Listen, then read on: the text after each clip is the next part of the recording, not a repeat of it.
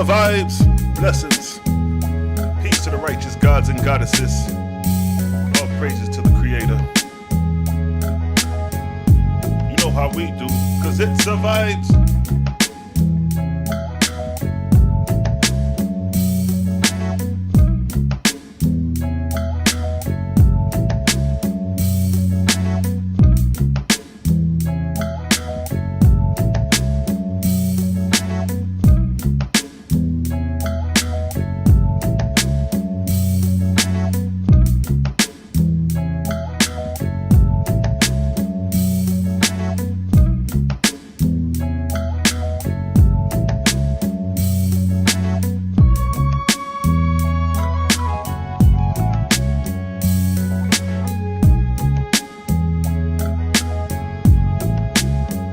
It's a vibes, yes family, large up yourself, big up yourself.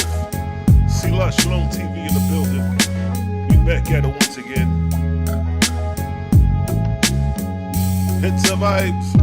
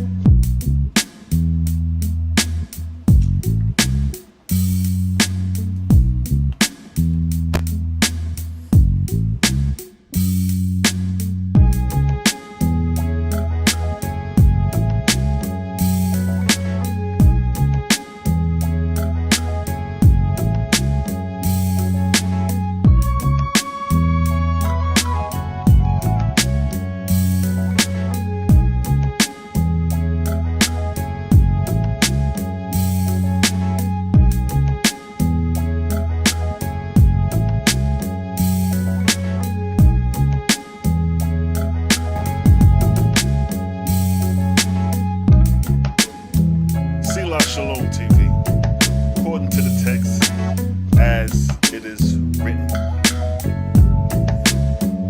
It's a vibes. Yes, family. Large up yourself, big up yourself. Selah Shalom in the building. We back at it once again. How y'all doing today? Peace to the gods, the righteous gods and goddesses. In the name of the Creator. Creator gang gang. Peace and blessings. Gods and Narvinian goddesses. You dig? Deshaun, I see you, family. Kayla, I see you. Peace to the righteous goddesses. Peace to the righteous goddesses that got away from the false gods. Returning back to the source, back to the Creator. The oneness. The oneness, the source of all things. In righteousness does the Creator do all things. What is good to the eyes of man is not as necessarily the same for the Creator, likewise with evil. But the Creator always has his grand architect, his grand scheme of things. He lays things out in a courses of 3,000-year period, so we become short-sighted on the ways of the Creator, not seeing the spectrum, the long spectrum down the line. So, you know, I hear a lot of people talk about the Oahspe is demonic. It was you know they talk about it's demonic. It's evil and all this shit. But the only people who say that are the ones who are upset with the Oahspe because a lot of people are making the change to the Oahspe, and they like the Oahspe as a better read than the Bible. And a lot of times that's what's going on. People make the beef over that, so they throw slanderous things. Oh yeah? Close the door, Grandma out there talking. So yeah. So they're quick to say it's demonic because they don't have an understanding of the book. But then when you read the book, Jehovah ain't nothing about it. He's all about righteousness, good works, cleaning up hells, restoring fallen ones back to righteousness. The only characteristics of demonic activity and evil is from the false gods. The false gods are the one that are promoting and practicing evil. And the Oahspe shows that. But when it comes to the true God, rightful ruler of heaven and earth, under the command of the Ethereans, under the Creator, it's all righteousness done on their end. Be careful, baby. You don't drop that, okay? It's righteousness on their end. So, in the Oahspe, a lot of times when the Etherean gods come to judge the gods, they don't do it out of anger. They don't do it out of evil. They do it out of self-conviction to the false gods. So whatever the false gods do, true God shows them their self-conviction. And then they got to go back and redeem those they misled. That's the whole spectrum from beginning to end, how the false gods are dealt with in the Oahspe. They're never cast in hell by true God. They're never cast in hell by Jehovah. They're only cast in hell by one another. When false gods are fighting one another, they cast one another in hell. That's the only time you find hells, when false gods stoop down to the level of warfare, atmospheric warfare. So we're going to read a couple verses where it touch on that, where true God, through the Ethereans, they judge God, they judge the false gods, show them they self-convictions, and send them on their way to redeem things. You know what I mean? So let me dump this right quick, and then we're going to get started with a couple of chapter and verses. We still vibing out, because it's a vibes, you dig? It's a vibe.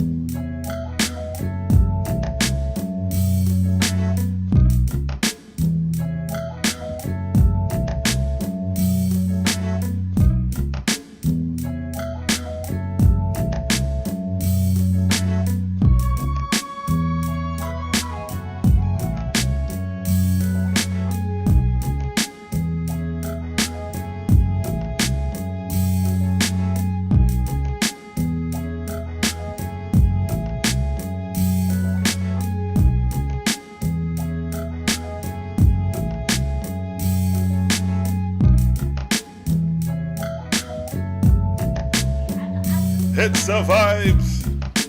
Close the door when you go outside, okay, baby? Got the youth, them the daughter of Jehovah over here, yes? The little daughter. Alright, what y'all say, family? Who chiming in? Let me see who in the chat. Sharice, I see you. What's good? Sharice in the gang. Gang. Sup, Dark? Peace to the God. Gang. Dominique, I see you. Kenny, I see y'all. Elijah, Bazell, peace to everybody. Conscious Flow, Joseph, I see you. Gang. Creator gang. You know how we do. But yeah, like I was saying though, you know what I mean? A lot of people who judge the Oahspe never read it, and they'll talk about how the book is demonic and all this stuff. But then when you read the righteousness of the Creator in the book, it's like, damn, okay, it's a smack in the face for all those who said that. You know what I mean? So we not gonna stay stuck on people who ain't never read the book and who don't know what the hell going on. We gonna keep this shit moving. You know what I mean? We gonna continue to show the righteousness of the Creator in the book, because the more righteousness you show of the Creator, the more you're gonna question any other God you claim to be following as the Most High. I'm not gonna just classify the biblical God no more. We talking about every God on the planet. First, if you're gonna go with another religious text, you gotta show in that religious text the difference between the gods, the deities, and the Creator. Because even when you look at the Hindu text, you got Shiva, you got Krishna, you got all these different deities, but none of those deities give reverence to a creator. They make themselves look like they're the deities. You see what I'm saying? So that's what it is with a lot of different countries who got deities. A lot of times the deity is the all highest. Now you may have a few when you get deep into the text or whatever. You may find a deity giving reverence to the creator, but that's rare. You find that mainly in the Oahspe. Ain't no other holy book, so-called holy book, give reverence to a creator like they do in the Oahspe.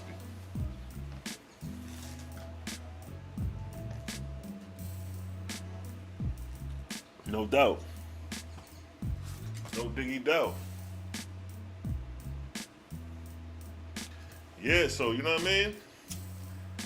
When you read the Oahspe and you read how Jehovah talks in the Oahspe, it's so different from these other concepts of the gods that you would know about. There is no jealous and getting angry. It's like Jehovah's always calm in the Oahspe. He's always relaxed. And keep in mind, when I speak about Jehovah, I'm not talking about a man. Because a lot of people go right back and revert to thinking of a man as the creator. No, we're not talking about the man as the creator. When Jehovah speaks Jehovah speaks several ways in the Oahspe. He speaks through the Etherean gods and goddesses as through inspiration. It may say Jehovah through Osiris said. It may say something like that. So that's one form of communication the creator creates. Another form is the light and the voice speaking through the light. So sometimes in the Oahspe, when the heavenly kingdoms are getting ready to have a speech to say, a light will come over the kingdom or over the throne of true God, and Jehovah's voice will come and speak throughout the light, and then the light will disappear. That's another form in a way Creator speaks and communicates through us, through the voice and the light, and through the inspiration through the deity. You see what I'm saying? So if we was in a congregation and true God was sitting on the throne and he was about to give speech, or the voice of the Creator was about to give speech, the light will descend down, a brilliant light, and then the voice will speak through the light.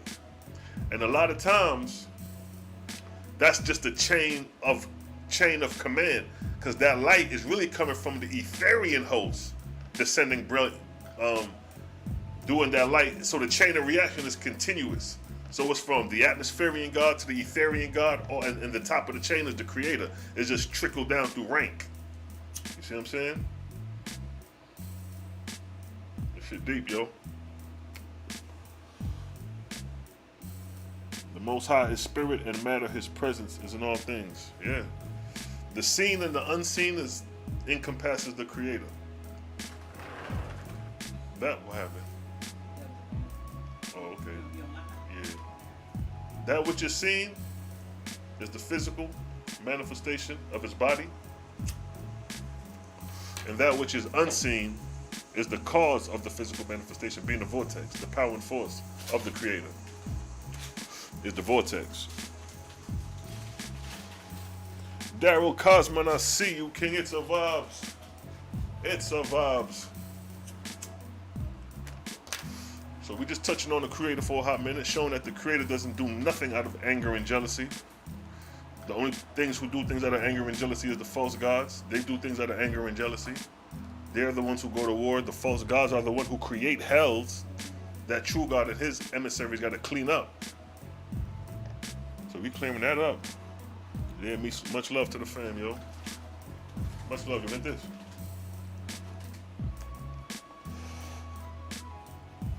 So now we're going to touch on some verses real quick. I'm going to read from the book of Su, son of Jehovah. And this is chapter 3. I'm going to just read from chapter 3, verse 1 through 10. I'm going to read from there. Let me get some light real quick.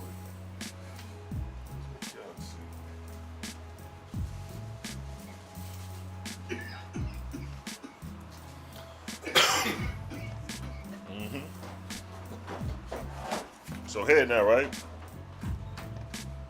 This is just listen to the wisdom of Jehovah in comparison to the angry and jealous God per se. Now, a lot of times the Oahspe, Jehovah speaks to the gods where in the Bible, you know, we know it as God speaking to basically man. He rarely even communicate with the angels like that, but it's very rare verses where, you know what I mean, God is communicating with the angels or telling the angels what to do in the congregation or in the kingdom of heaven. You got vague verses like Psalm 82 where we're talking about, what's that? God judges in the congregation of the gods. And it leaves your mind to wander and ponder about what is that about, because it's just one vague verse describing God within the congregation of other gods, when we was taught that this God is supposed to be one God and nobody stands besides him. So now we have questions. Is it a contradiction, or is it a lack of understanding or a lack of knowledge, having the understanding of the heavenly kingdom? Because if we understood the heavenly kingdom in the Bible, we'll better understand that God ain't nothing but a rightful ruler of the heavenly kingdom. But being that we don't have that understanding, we confuse God with the creator.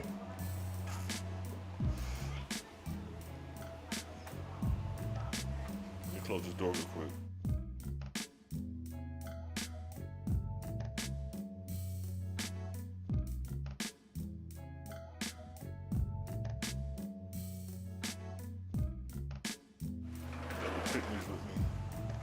Yeah, so let me read now. Jehovah spoke to Su, the Etherean Gods, saying, "Mine is a strong government and everlasting. Hearken to the wisdom of your Creator, O my sons and daughters. Wherein have I not given liberty to all people? He that doth a right, wherein is he not free? He that does a wrong, wherein hath he liberty? Whoever endeavors to surpass himself, have I not shown him his limits?" Verse 2, I created man at 0, but for him to add unto himself forever. Liberty I gave him to add only that which perfects his soul. See that? Wherefore, if he eat poison, it takes from his body, which I gave. Herein made I boundaries both on earth and in heaven, which is to say, inasmuch as man accumulates virtue, wisdom, patience, love, truth, and pure words, he is free. Because in so doing, he followeth me in my works. But he that seeketh to glorify himself in his possessions bindeth himself, because he is unlike me. For I gave all, and thus made the universe. Verse 3. 2 states, therefore, have I created open to all men and women, both on earth and in atmospheria, which are liberty and bondage. And man I made to choose that which he will. See that? Free will to choose. But that he may not err, behold, I send my emancipated angels to explain these things beforehand. See that? So the angels come in and say, hey, this is the way you do things. If you don't go this way, you go the other way. If you on your own, you're asked out. Verse 4, even so are governments ordained by my holy ones, wherein ye may judge whether a government be of me or against me. For if it give liberty to all righteous works, and for the promotion of knowledge, providing teachers to the extent of the demand, it is of me. See that? So what is part of the heavenly kingdom? If it what? Gives you liberty to all righteous works, to promote of knowledge, providing teachers to the extent of demand, it is of me. But if the government make of itself a self, for which it aggrandizement is at the expense of my chosen's liberty, then it is against me. See that? It says what? But if the government maketh of itself a self, meaning against the people, for which it aggrandizement is at the expense of my chosen's liberty, then it is against me. So we could stop right there and say that in that instance, slavery would be a cross comparison to that verse where it states that the government was for itself, because through slavery we had to pick cotton. That was for a selfish act for the government. It was against our liberty and freedom. You know what I'm saying? So at that moment in time, the government, Jehovah's ways was against that, for that act. Verse 5, for I have not created a people today as were their forefathers, but provided them with perpetual growth in wisdom and virtue. Wherefore, The rising generation shall rebel against that which was well and good for their forefathers. All my governments understand this. Whether on earth or in heaven, whatever government accepts not this rule shall go down to destruction. So if we don't get it right in America, guess where we headed? Down to destruction. Hold on for a minute, somebody just at my door. Let me see what's going on here.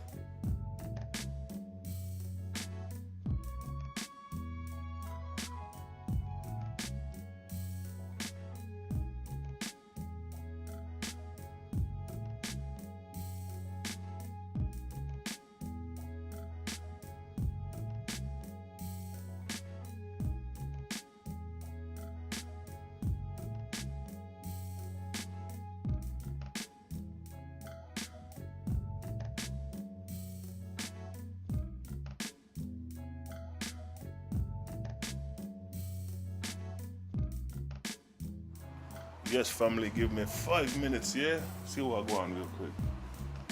Let the rhythm arise.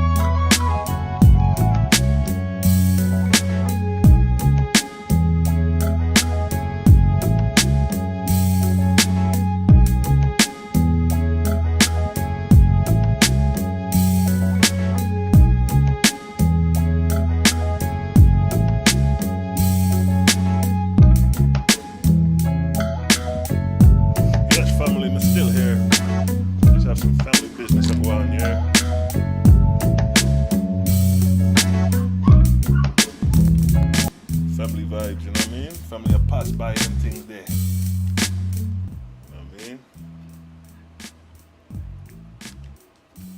We're gonna get back to where we was at. Got family in the building, so maybe slight disturbances, but you don't know it's a vibe. We say, brethren, peace to the righteous God, Yasso Fitz. So again, verse 5, for I have not created a people to obey, to be today as their forefathers, but provided them with perpetual growth in wisdom and virtue. See, the Oahspe is showing perpetual growth. You know, we come in with this revelation saying, yo, check this out. It's an upgrade from the Bible. Oh, nah, nothing can defeat the word of the Bible. And then you have this vast information touching on these things, right?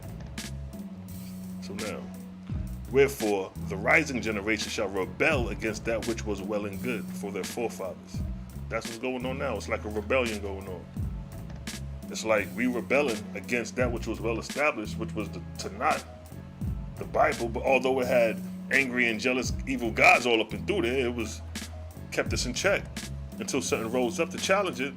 Now it seems like we're being rebellious, but we're not. It's just the upgrade, perpetual growth. All my governments understand this, whether on earth or in heaven.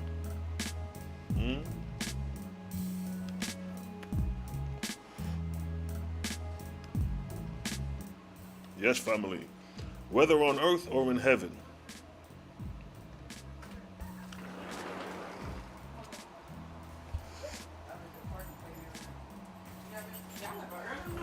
Where's Zena going?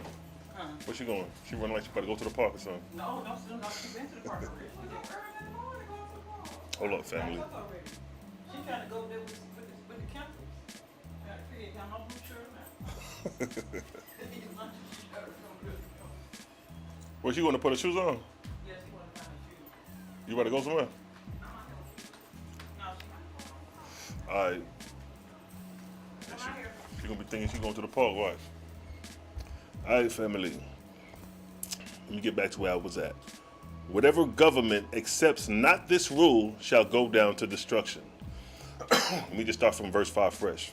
For I have not created a people to be today as were their forefathers, but provided them with perpetual growth and wisdom. Huh? Some more sea moss? You talking about the gels or the pills? You talking about the gels or the pills? The tea. Yeah, I got you. Yeah, I got you.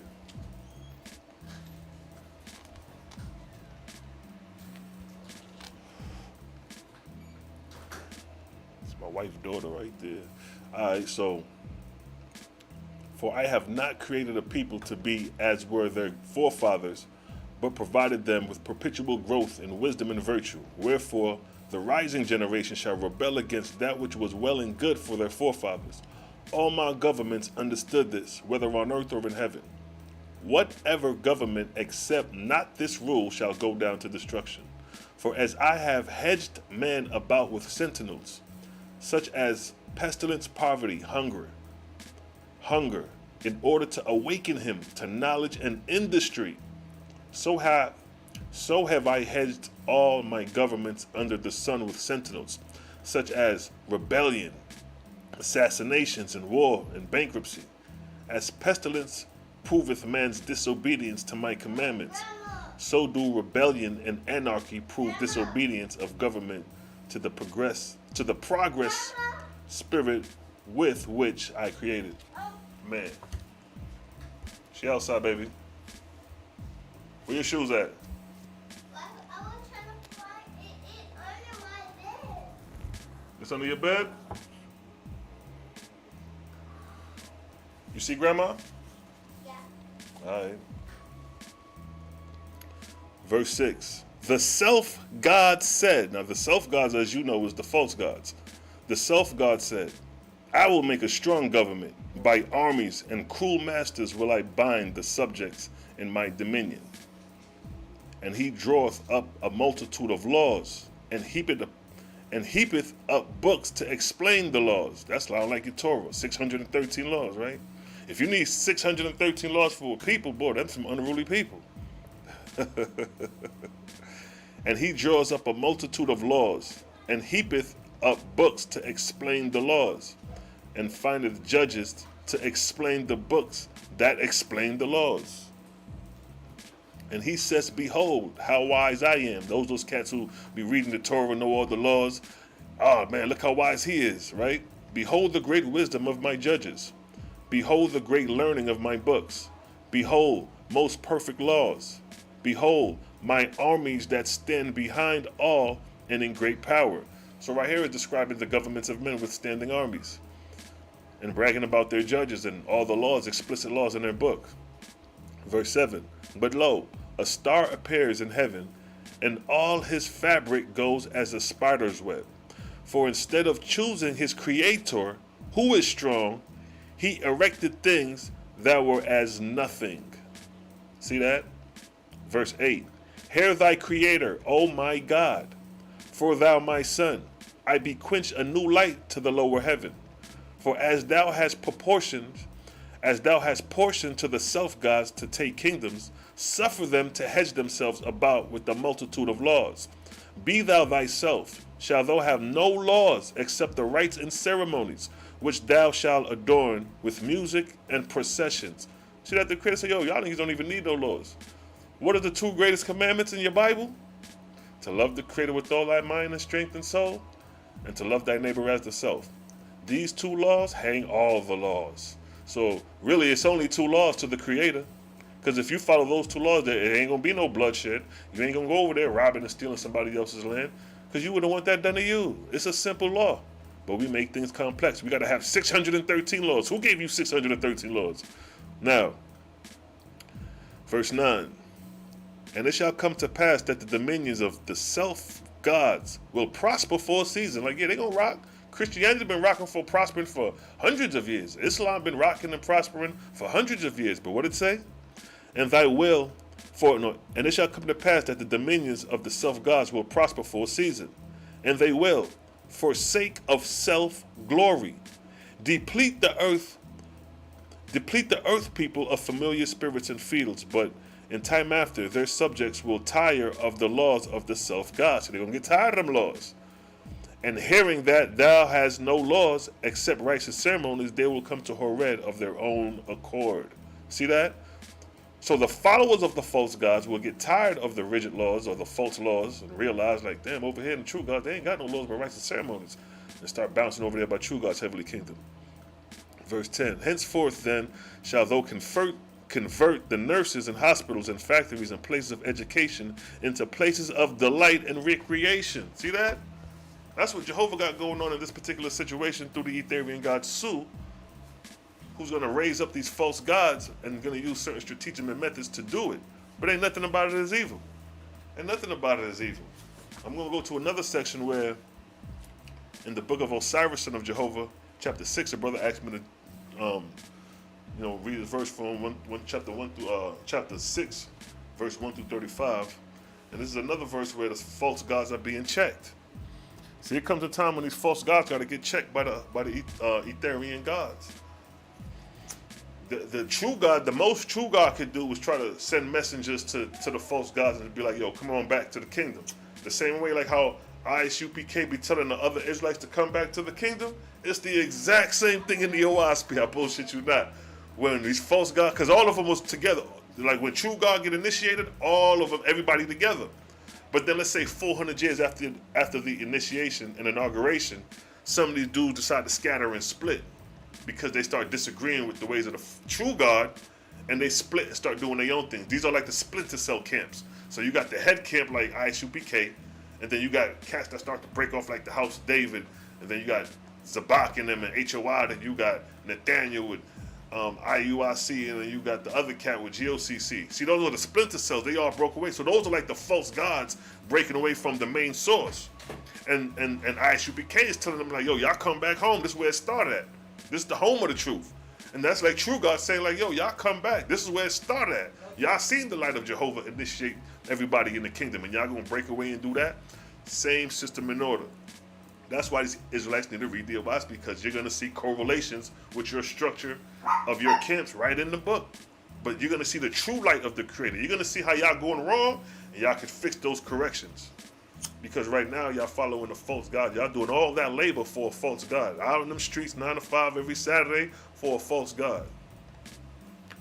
Y'all do that according to the true righteous Creator, y'all gonna have a following out. Yeah, if you think you got a following now, shit.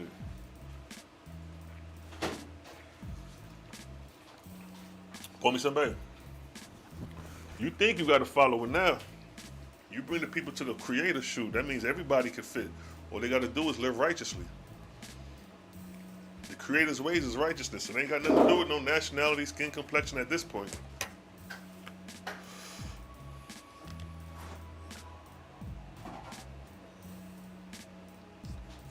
Cosmon Cal, peace to the God. Peace to the God, I see you. Harriet, I see you. Zachariah, Yashra Allah, I see you, family. So we just showing the wisdom of Jehovah and how he doesn't use anger and jealousy and throwing niggas in hell to redeem his fallen ones, his fallen angels. So this is in the book of Osiris, son of Jehovah. Keys left. Where the baby at? She upstairs. Oh. Chapter 6, verse 1, Jehovah said, the bride shall be my place. Thy throne, Osiris, shall be my throne. Thy throne, Osiris, shall be my throne. Send sheriffs out into all the divisions of heaven, where thou hast destroyed the evil kingdoms. And thy sheriff shall arrest all the false gods, whom thou hast dispossessed, and bring them hither, that I may speak with them face to face. See that? So they're about to go collect all the false gods, all the sheriffs. See how they use sheriffs? You know what I mean? Sheriffs do what? They send out warrants, nigga, we gonna lock your ass up. So you have angel sheriffs when it's time to come to lock up these false gods. Now keep in mind, these false gods got standing armies and big kingdoms, but these sheriffs come and lock them up like it's easy work. Anything that the gods of true God do, they make it seem like easy work. When Osiris came busting through these false gods' heavenly kingdom, it looked like easy work. There wasn't no fight, no struggle. You know what I mean? The false gods was powerless in comparison to the strength of the Etherians. Then spoke Osiris to the sheriffs, saying, go ye out into all the divisions of Atmospheria, and arrest and bring hither all the false gods, whom I have dethroned, saying to each of them, Osiris, God of the lower heavens, commandeth thy presence, come thou and hear the voice of thy Creator. But it shall happen that many will fear to come, because of the light. See that? The light, not the darkness, because of the light. Lest their evil deeds be seen. Say to all such, the light will be lowered for a short space of time. Come therefore quickly. Verse 3. To all the knots where the false gods are enveloped. So the knots, like I said, a knot is a mass of people. So just imagine a crowd of people, a great number of people, and you in the center of that, and everybody trying to get at you. That's a knot. You have hells and knots. That's the knot inside of a hell. So to all knots where the false gods are enveloped, shall ye take umbra, a sufficiency, that ye may release them, but leave ye with the knots a sufficient guard to keep them in their places. So he's basically saying, yo, we're going to remove the false gods, but keep the knot there momentarily. Verse 4, the sheriffs went abroad as commanded, being sufficiently provided with attendants and all things required for such adventures. And after many days the false gods were arrested and brought before the throne of God, Osiris, Jehovah's son. And there were assembled on that occasion 100,000 archangels, of whom 2,000 had risen to the rank of gods and goddesses, and 30,000 to the rank of lords and lordesses. See that? See how those who serve Jehovah is moving up in the ranks, while these false gods is over here cast up in hells and knots? So you don't want to be caught up with these false gods cast up in hells and knots, following these false leaders in these false camps today. You want to be the ones moving up in the rank as they describe like these gods and goddesses. It said what? And there were assembled on that occasion 100,000 archangels, of whom 2,000 had risen to the rank of gods and goddesses, and 30,000 to the rank of lords and lordesses. See, that's what you want to be. Verse 3, Osiris said to the false ones, brothers, greetings, in the name of Jehovah. See that? He's already starting off giving credence to the Creator. He says, nor shall ye fear, nor be expectant of torture or punishment. But your God in the Bible talk about throwing niggas in the lake of fire, but look how grown man type of talk these niggas, Osiris is talking. I ain't gonna punish you, bro. I ain't gonna torture you. I ain't gonna do none of that. I'm gonna just tell you your self-conviction. You see? Now, Again, Osiris said to the false ones, brothers, greetings in the name of Jehovah, nor shall ye fear, nor be expectant of torture or punishment. Though I come in all power.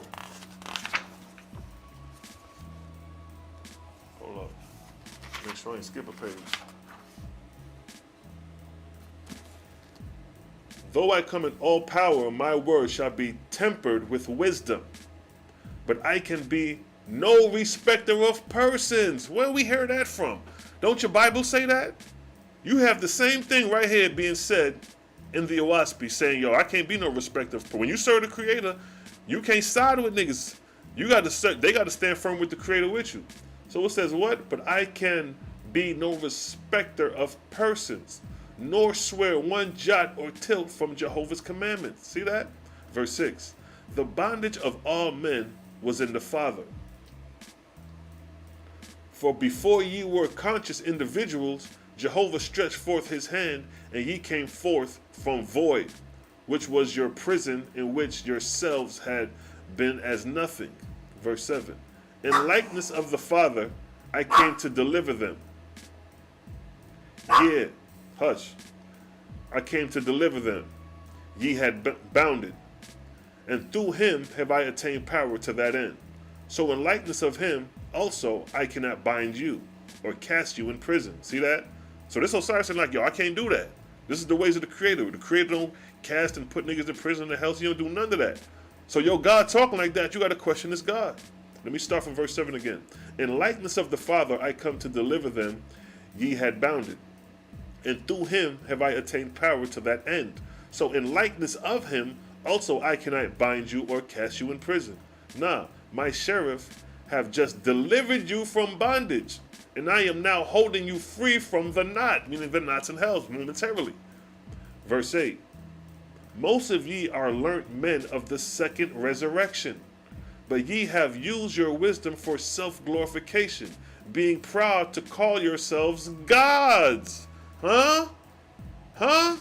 In the Bible, in the beginning, God created the heavens and the earth. See, these false gods gave you a false story, and you believed it for 6,000 years. And here, Osiris is calling these niggas out. It says, most of ye are learned men of the second resurrection. For those who don't know, the second resurrection is the second atmospheric region where you become master of the elements. And then when you master the second resurrection, you take on the title as Lord, God, and things of that nature. You become a ranking angel. So these false gods, they become ranking angels with mastery of elements. And instead of moving on to the third resurrection into the Etherean, they'll stop at the second resurrection, break away from true God, establish themselves, and then they'll use their mastery and majesty to fool the followers. So if you're a newborn spirit and you see this God doing all these tricks and doing all these miraculous things, you're going to be thinking that's the Most High Creator, showing you how deceptive these false gods could be once they get the wisdom and mastery of the second resurrection. So now again, most of ye are learned men of the second resurrection, but ye have used your wisdom for self-glorification, being proud to call yourselves gods, not to teach them of Jehovah and his kingdoms, but falsely teach that your own kingdoms were the all highest, whereby shutting out the true light from the unlearned. See that the unlearned don't know about the higher heavens, the Etherean realms, because these false gods have lied for 6,000 years telling you that their heavenly kingdom is the all highest. See that? And their all highest concept is right here within the heavens and the atmosphere. Verse 9. Jehovah bless you all with strong minds and handsome forms, whereupon ye have each of you falsely proclaimed ye were Apollo. Think not that this matter was not known in high heaven. I have there reports of swift messengers which were brought to me in the firmament above. I came not in ignorance of what ye were doing. See that? Osiris ain't come scratching his head trying to figure out what's going on. The reports came to him in his heavenly kingdom in Lotus and Etheria. So by the time he got here, he had a full report of what's going on. He ain't coming here scratching his head like we say. We know we talking about over here. Ain't no confusion over here. Ain't no scratching our head trying to figure shit out over here. We know what's going on over here. See that? So now it stated what? I have I have here the reports of swift messengers, which ye were brought to me in the firmament above. I came not in ignorance of what ye were doing, neither came I in weakness. More than 100,000 million who have been raised up to the Etherean from the earth and its heavens stand at my side. See that? Osiris got a host of Etherean angels that was risen up from the earth. They graduated and they came back with them for the mission to deliver the false gods. You see that? So the Oahspe is showing you rank, order, system, and order. What did it say again? What? It says, more than 100,000 million who have been risen up to the Ethereum from the earth and its heavens stand at my side. Let me get a glimpse of that. You know I like to give y'all illustration. This is what's going on here. Watch this. This is what this verse is talking about. This right here. You see grade 1, grade 50, grade 99. Grade 99 is the highest atmospheric grade before entering into the Etherean realms. And then you have the plateaus. The first, second, and third heaven, and then you enter the Etherean realms. So what did the verse say again? What did that part say? More than 100,000 million who have been raised up to the Etherean, has been raised up to Etheria from the earth and its heavens, stand by my side. See that? So that's what it's saying, that angels that graduated from the earth, went into the Etherean realms, stand with Osiris now, coming back to the earth to labor with Osiris. See that? So again, more than 100,000 million who have been raised up to Etheria from the earth and its heavens stand at my side. Besides these, 1,000,000 times as many Etherians from other worlds, and above all of these the great Orion chiefs, and yet beyond and over all the great Jehovah. You see how they lay out the system in order? You see how Osiris is laying out the ranks? He says first you got Etherians that graduated from the earth that stand besides me, and then besides them you have millions of more Etherians from other Etherian worlds, and above them you have the Orion chiefs, and then above the Orion chiefs, the great spirit, the creator. So Osiris is showing you system in order. It's ranks to this shit. Verse 10. Have I not provided my power before you all? Did I go away in a corner and say, come, I will show you my power? Nah, I came close to you all. As the Father first proveth power, so have I. After that, wisdom, that I may talk to you in wisdom. I have you arrested and brought you hither. Hear me then, and remember my words. Verse 11. In former cycles, the high gods who descended to these heavens, finding false gods, simply liberated their slaves, but put no labor or restitution on the false gods. This was because the false gods of those periods were too imbecile and unlearned. But the earth and her heavens have progressed to higher states. See that? And with progression cometh also responsibility. With learning cometh responsibility, and with wisdom also. So the Oahspe is an upgrade from the old.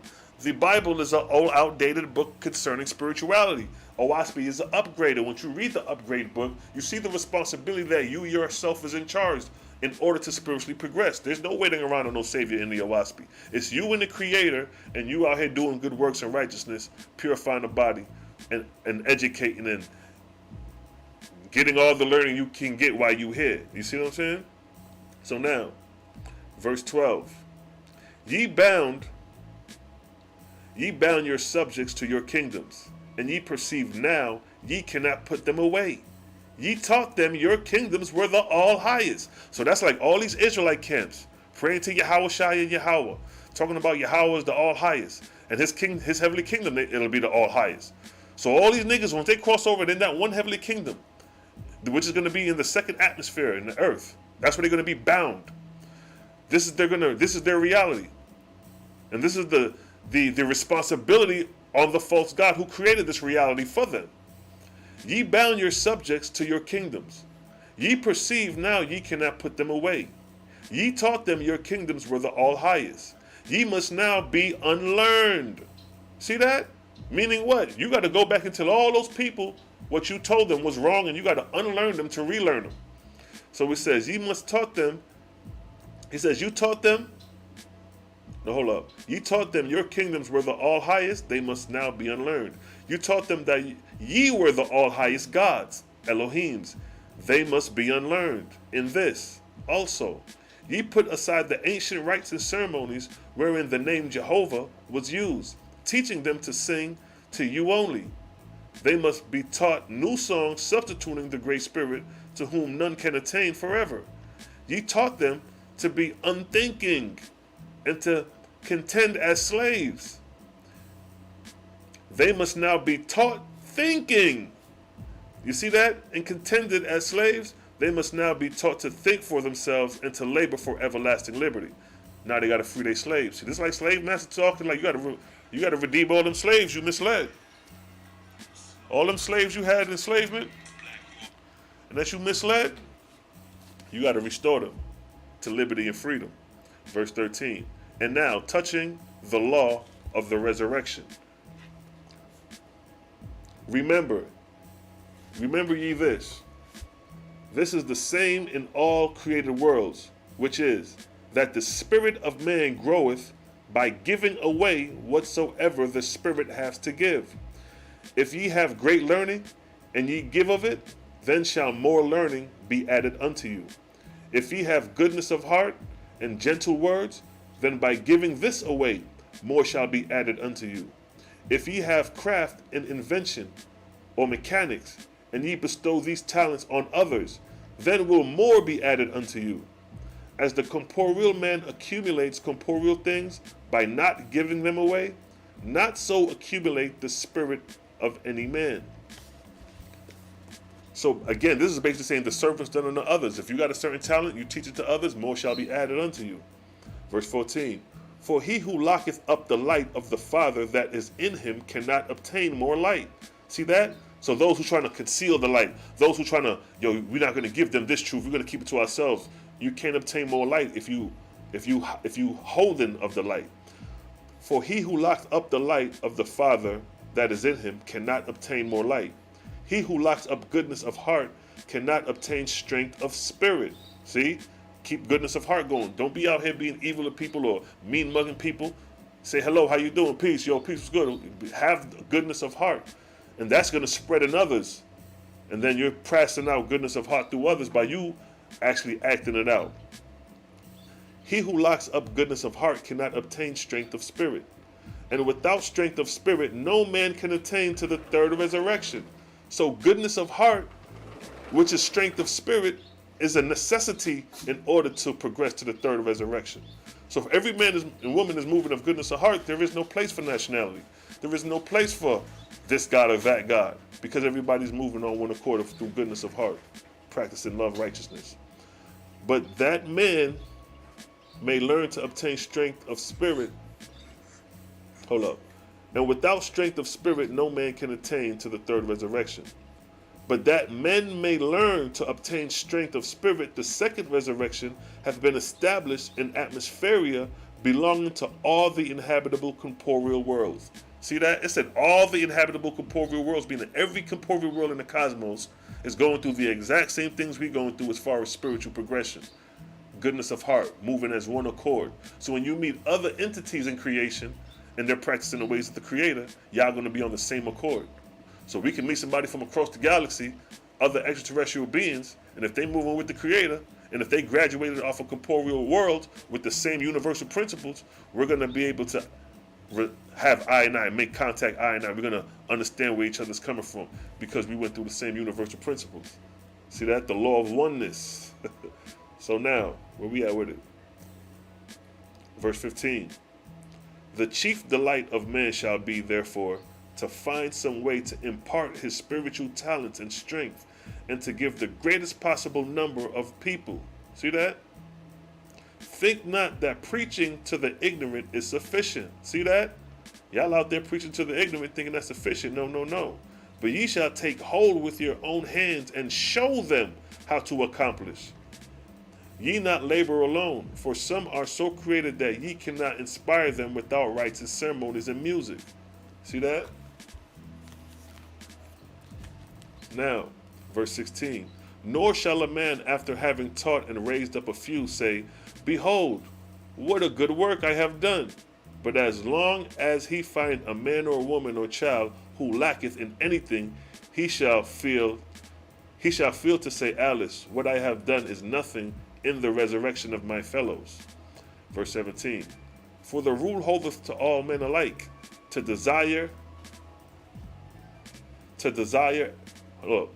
the rule holdeth for all men alike, to desire exaltation and everlasting liberty and unlimited power.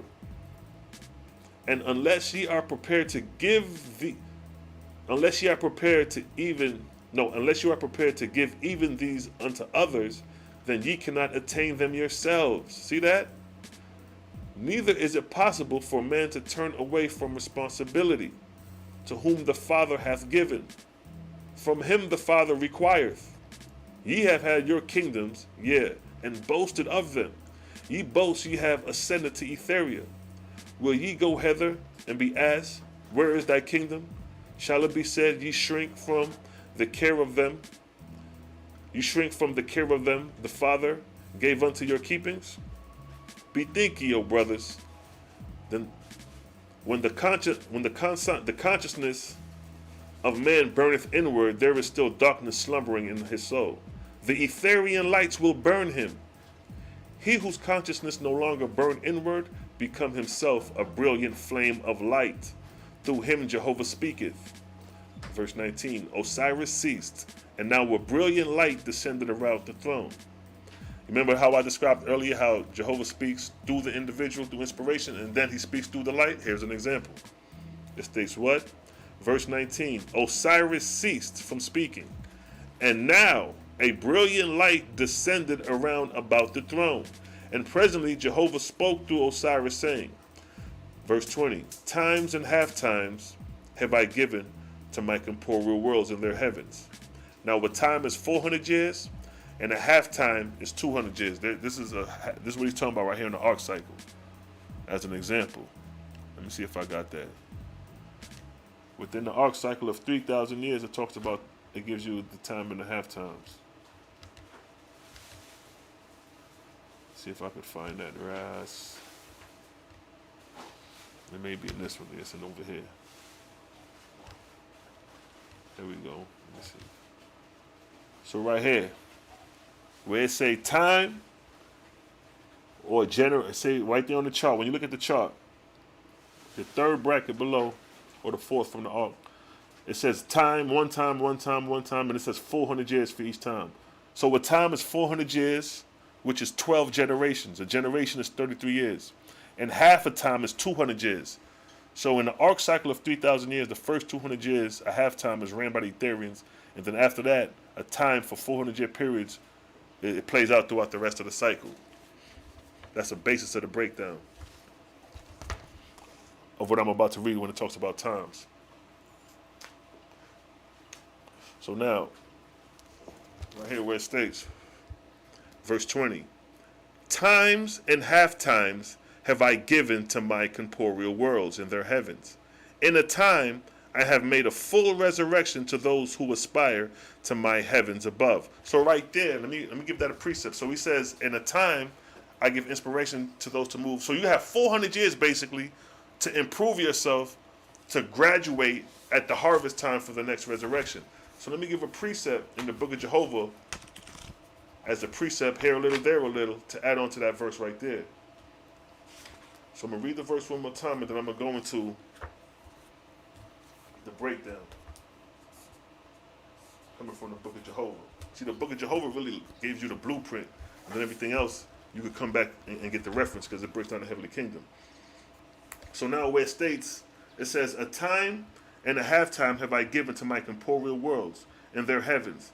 In a time, which is in 400 years, have I made a full resurrection to those who aspire to my heavens above.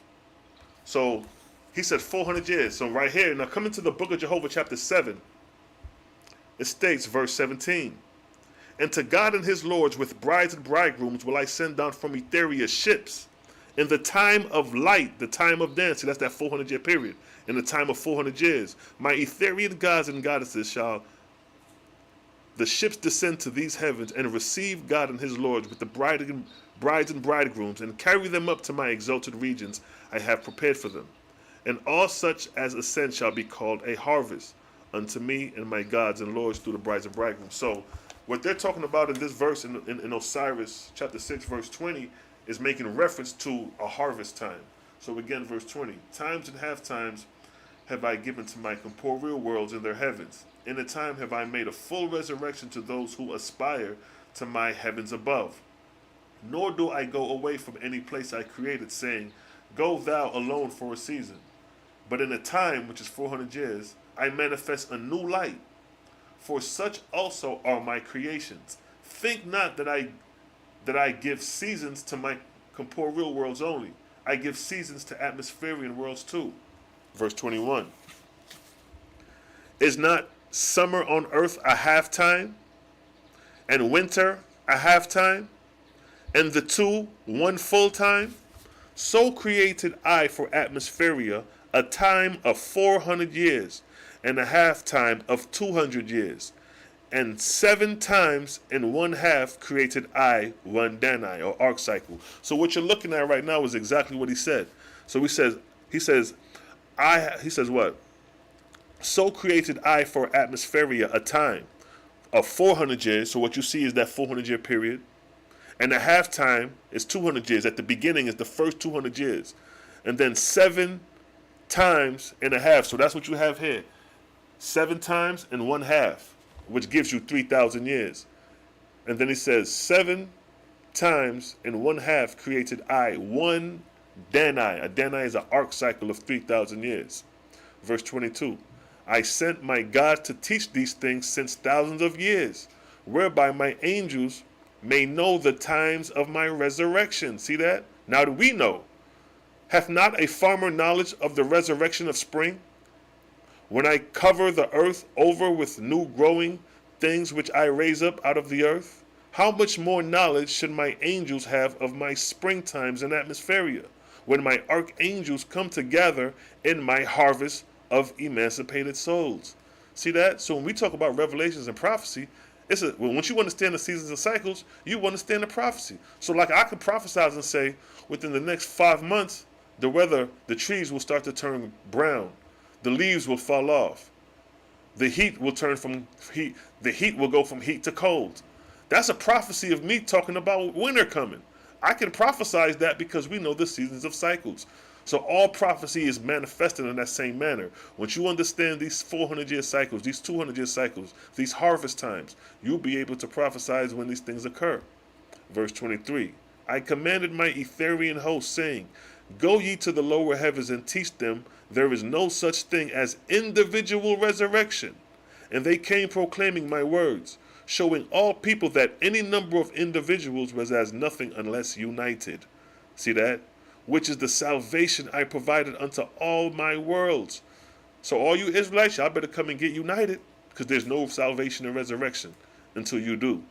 Verse 24, For I created progress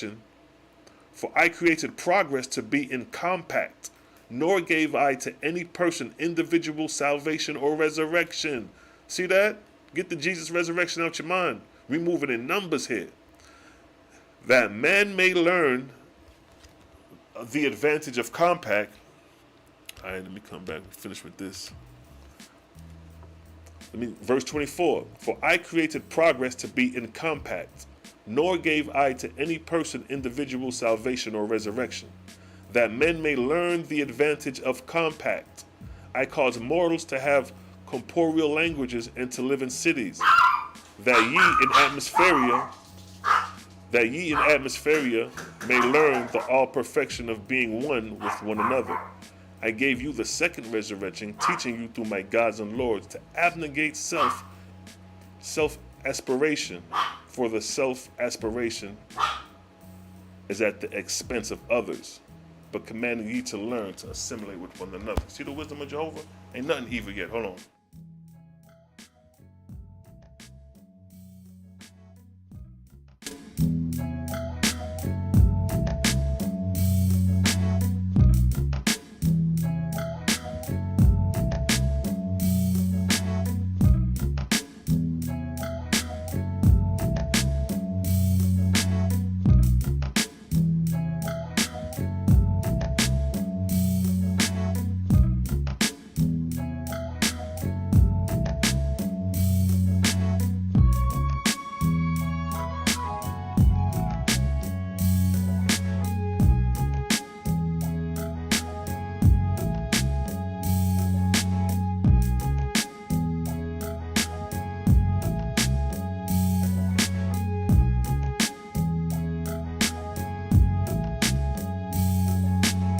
Yes, family, large up yourself, big up yourself.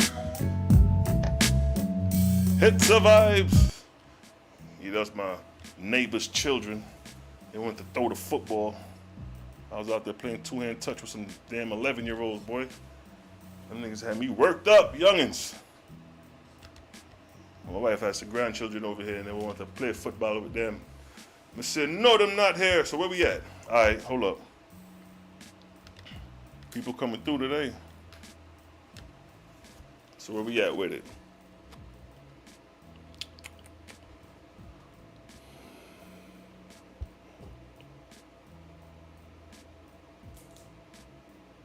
All right, bomb. I found where we at. I'm gonna find where we at, family. So let me go back to verse 24. For I created progress to be in compact, nor gave I to any person individual salvation or resurrection, that men may learn the advantage of compact, meaning being together in groups. I use mortals to have corporeal languages and to live in cities, that ye in atmospheria may learn the all perfection of being one with another. I gave you the second resurrection, teaching you through my gods and lords to abnegate self-aspiration, for self-aspiration is at the expense of others, but commanding ye to learn to assimilate with one another. Verse 25. And I gave you rites and ceremonies, among which was the oath of service unto me in my kingdoms, and unto none others, wherein may bound themselves, which was and is the beginning of liberty. Touching which matter I created types on earth and in the lower heavens, that even the unlearned might understand me and my works. Verse 24. For to him that beggeth, for to him that begetteth children, give I bondage. Now peep this. The more children you have, the more bondage you have in the lower heavens, because you're bound to them children. So it's like you gotta basically, if you have no offspring and crossover, you don't have your bondage is going to be way less. The more children you have, the more bondage, because that's your lineage, and you're responsible for that. This shit gets deep if you want to go there. So verse 26. For to him that begetteth children give I bondage, to them and to him conjointly. But this is a bondage that circumvents not liberty in time to come, for they can ascend to heaven and progress conjointly, better than alone. So just imagine, all your grandmother, your grandfather, you could be jointly in them with heaven and be progressing together. So just imagine whole families in the heaven progressing together. Or you may hear about certain deaths and then wipe out a whole family, a fire, a car accident, and wipe out a whole family, and we like, damn, that's sad. Not knowing they're going to be progressing together conjointly in the heavenly kingdoms. That's the shit that we don't know. So all we looking at the physical death and feeling remorseful, we don't understand the spiritual progression and significance conjointly together through all them dying in that manner. See, the Oahspe gives you the spiritual gift, show.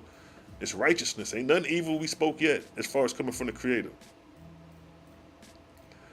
Verse 26 again. For to him that begetteth children give I bondage, to them and to him conjointly. But this is a bondage that circumventeth not liberty in time to come, for they can ascend to heaven and progress conjointly, better than alone. But some give themselves up to loving earthly things, such as houses, money, kingdoms, which things have no resurrection. Hence such bondage holdeth the person after death to the things he loved. That's why people who value earthly things or material things, when they cross over, they linger in the house that they was in, or whatever their special place was. That's their lingering place. Verse 27. In type of which many have set up kingdoms in the lower heavens, binding themselves to things that have no higher resurrection. See that? Which things belong only on the plateau of atmospheria, where I created them. So the same way you got material things, when you cross over on spirit, it's going to remain here. Likewise in the atmospherian world, you have atmospherian kingdoms that is going to remain there when you will send off to the higher realms. But you could get caught up the same way you could get caught up on earth and be bound to the mansions and the pretty homes. You could be bound to the kingdoms and the pretty places in atmospheria, the same way. See that? So the bondage is just as above, so below as far as the bondage and liberty. So now, in type of which many have set up kingdoms in the lower heavens, binding themselves to things that have no higher resurrection, which things belong on the plateau of Atmospheria where I created them. But to them who have bound themselves to their fellow, saying, I am thy salvation, it is like a young man saying to a maiden, Come, I will be thy husband. And she goes to him in confidence.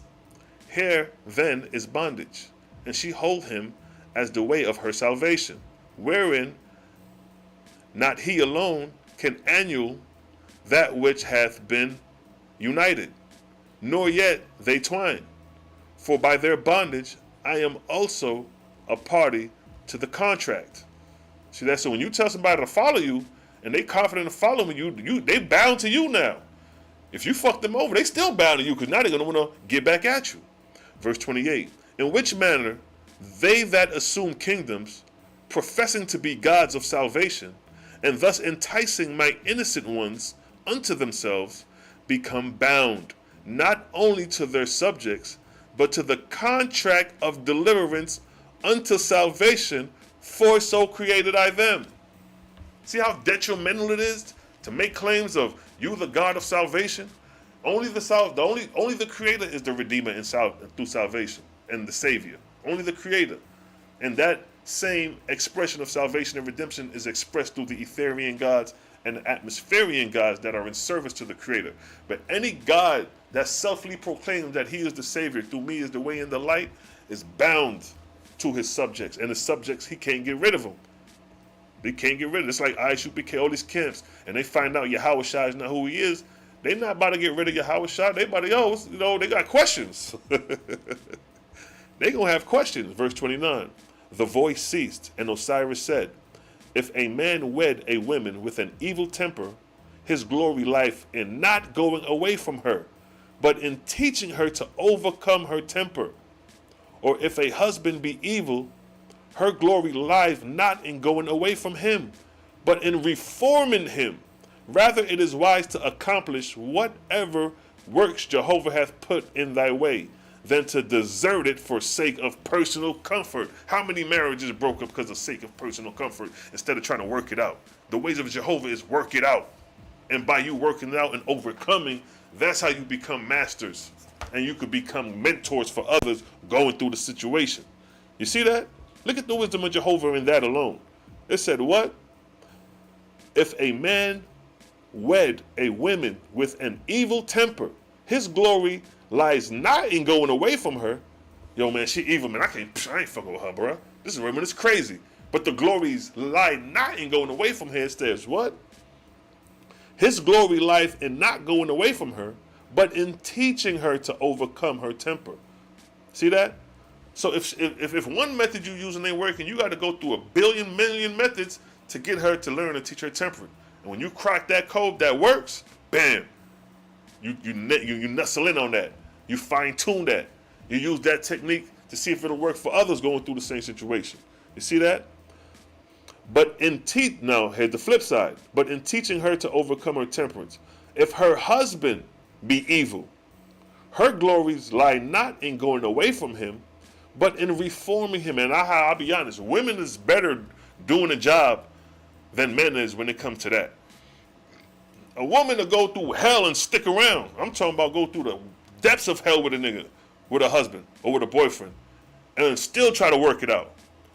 But dudes ain't got the patience. If a woman cheat, he out of here.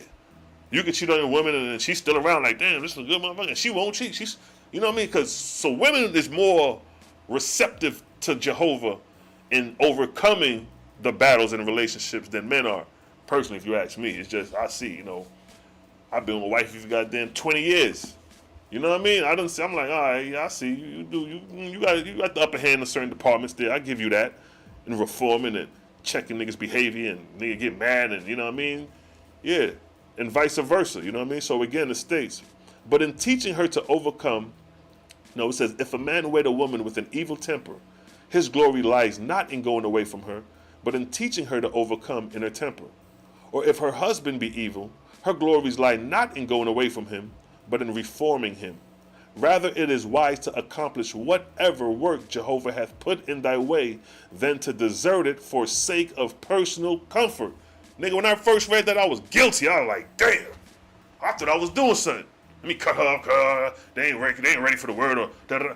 Nah, your duty is not, and that just not goes for relationships, that goes with the word of the Creator. When you're trying to get somebody to understand, don't stop, and don't press them either. But let them raise the question so you can raise the answers. And slowly change it. That's what we're trying to do. We're trying to get some of you to change from this angry and false, jealous God of evil to be more righteous and be more understanding to the Creator in comparison to this angry and jealous God that is warlike that you follow in your Bible. So our glory is not running away from you. Our glory is to reform you, to teach you, to educate you about the Creator. And then several years may pass and you may be like, you know what, man, all this time you was right. You know, as I get older, I get wise and check the Bible. I'm like, damn, okay, it does contradict itself here. It is kind of weird why a righteous Creator will want to kill off and do all these things, when in this Oahspe it speaks against all that, and it shows you the reformation and the restoration of these things, of how these irresponsible gods commit these heinous acts of crimes, and then how the righteous God got to clean up their heinous acts of hells, but the false gods are judged and convicted and are sent back to their host to restore them in righteousness before they could ascend. See, ain't no casting no souls in hell over here. It's all about reformation and restoring. Restoration. You dig?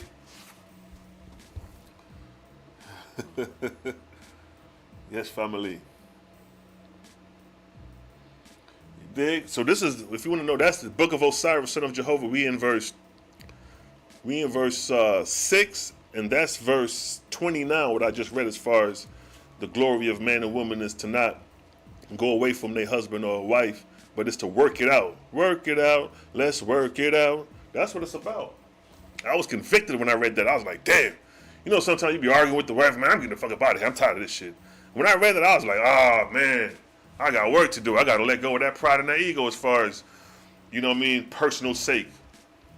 Personal comfort, because I'm frustrated with her, she frustrated with me over something that we arguing about, you know what I mean? So this joint is real, it attacks real issues, you know what I mean? So again, let's read that verse again because it's so powerful.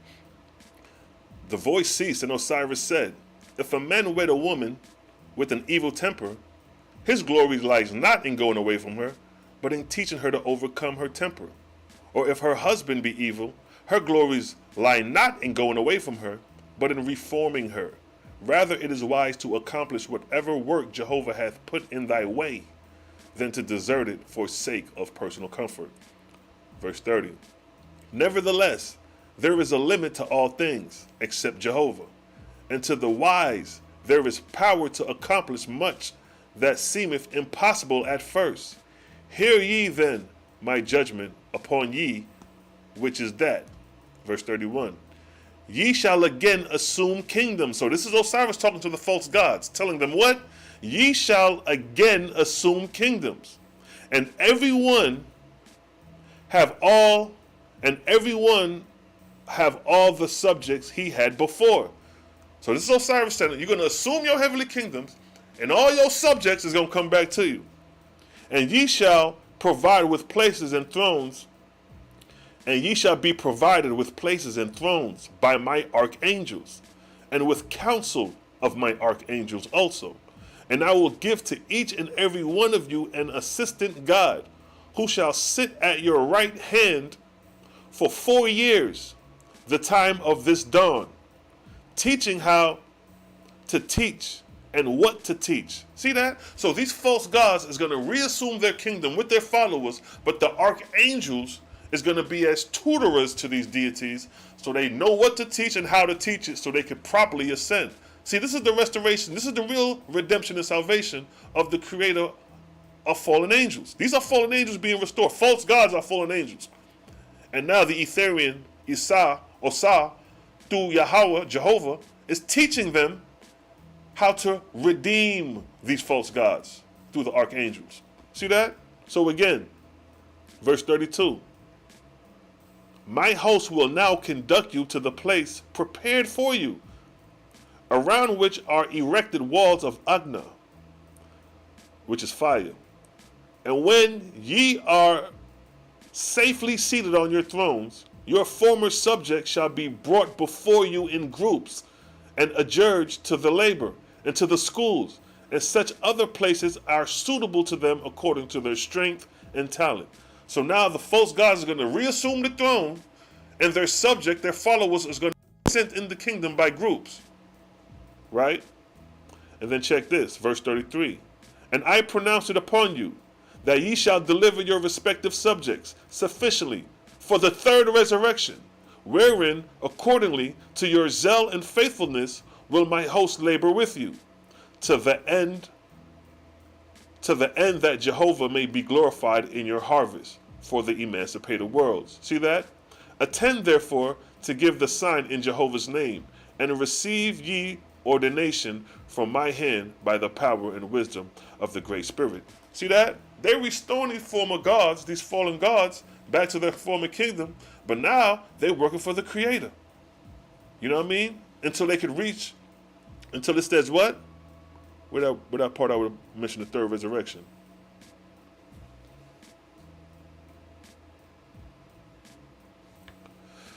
And then it said right here, but I pronounce upon you that ye shall deliver your respective subjects sufficiently for the third resurrection.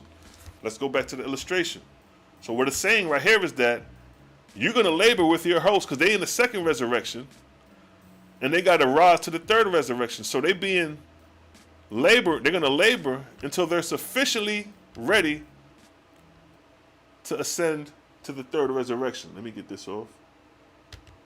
Right there. See that? You got the earth, the first, second, and third resurrection. So what did the verse say?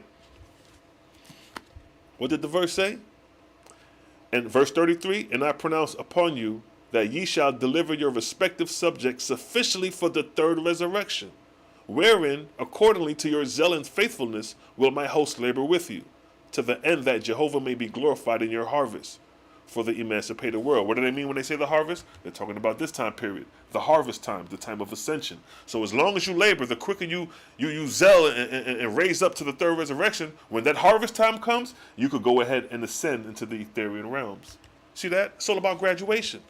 But these false gods assume themselves to be the most high and within the atmosphere of the earth and bound themselves and got to be restored and redeemed from their falsehood. So now verse 33. Let me read verse 33 one more time. And I pronounce upon you that ye shall deliver your respective subjects sufficiently for the third resurrection, wherein, according to your zeal and faithfulness, will my host labor with you, to the end that Jehovah may be glorified in your harvest for the emancipated worlds. Attend therefore to give the sign in Jehovah's name, and receive ye ordination from my hands, by the power and wisdom of the great Spirit. Verse 34. The sheriffs show them how to make the sign and how to stand before the throne. So now they're showing them how to deal with positioning. It's almost like the military. When the general walk by and everybody's in position and they hold their stance, it's kind of talking like that right now. So verse 34 states, the sheriffs show them how to make the sign and how to stand before the throne. And then Osiris said, by thy wisdom and love and power, O Jehovah, which rest in me, so do I anoint these thy gods for thy service and for thy exaltation for thy kingdoms forever. Verse 35. The light was now becoming so brilliant that many of the newly made gods quailed before it. But the marshals conducted them, and they passed before the throne of Osiris, where they were crowned and arrayed as gods of the second resurrection. See that? After which they were again conducted before the council and saluted on the sign, and thence to the marshals' musics they were taken to the kingdoms prepared for them. See that? So these false gods got delivered, judged, being self-convicted, and sent back to their kingdoms, sat on the throne, brought their followers, and now they're going to be tutored by the archangels on how to properly run a heavenly kingdom. And then once they do that, in the second resurrection, preparing themselves for the third resurrection, and then at the harvest time, they could graduate off the planet. See that? Jehovah ain't casting no souls in hell over here and practicing evil and killing infants Ain't none of that going on. Everything was restoration, redemption, and salvation, what we just read. Everything. And the people who they're restoring is the ones who was practicing evil, who was creating wars, who was moving around in anger and jealousy. These were the gods moving like that. These are the same gods that was redeemed and restored out of hell. Your angry and jealous God. That's what your angry and jealous God is going to have to go through once you realize that he's a deity and not the creator, and he's been deceiving his followers. He's going to have to be restored.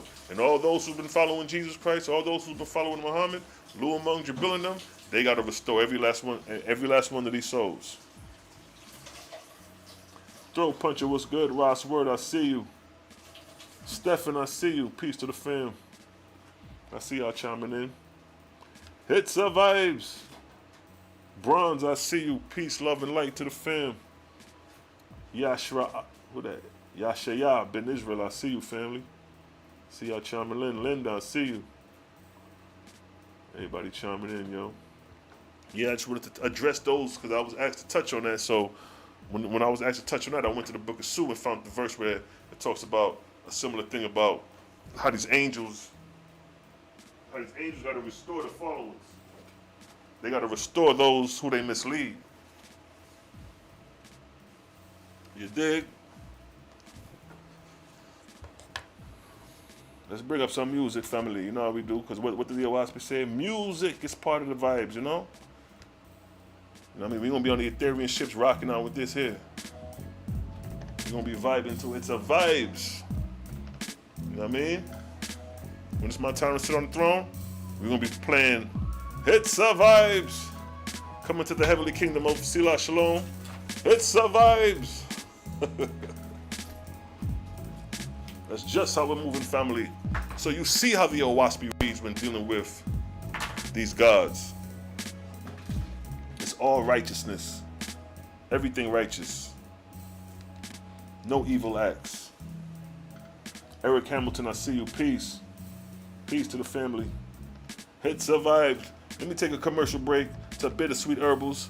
Make sure to get your bitters. Got some orders shipping out tomorrow. Bittersweet Herbals. What it tastes is bitter, but the results are sweet. BittersweetHerbals.com. Bittersweet Herbals. What it tastes is bitter, but the results are sweet. BittersweetHerbals.com. Yes, family. So that's how we're moving with the bitters. Make sure to get your bittersweets. So that's coming from the book of Asar, son of Jehovah, what I just read. See what I'm saying? The time of Osiris is the 21st arc cycle after the creation of mortals. See what I'm saying? So let's vibe for a minute, family. You know how we do. We read, we vibe, let's hit the dance floor. Let's hit the dance floor. Yes, family. Selah Shalom on the 1 and 2. Select this shit, DJ Selah Shalom. We on the 1 and 2s. All the faith is to the dance floor. Let me see you do the two-step. Where my two-step is at? Two-step. My wife over there wilding. Cause it's a vibes. Come on, everybody, come on to the dance floor. Two-stepping. Heard R. Kelly got 30 years. Ouch. It's a vibes.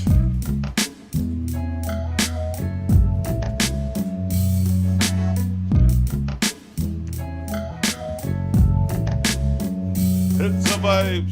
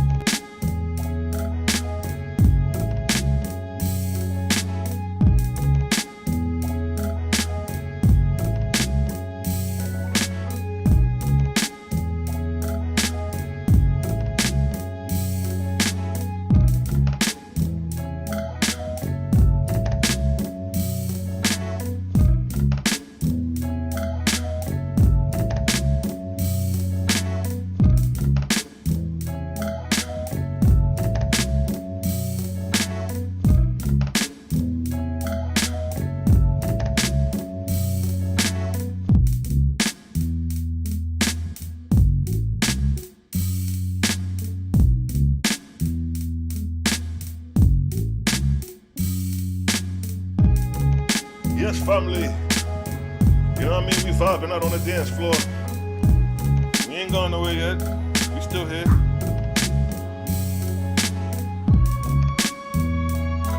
You heard it was 5 UFO ships over San Diego. If you notice, a lot of them spaceships, they make a lot of appearances on the west coast of America. It's interesting because in the west coast we find certain things going on that we, the public, may not know too much of. Anytime you have extraterrestrial sightings over the same site, we gotta investigate, well, what the hell going on over them sites? You got the so-called Area 51, the underground bases over there. You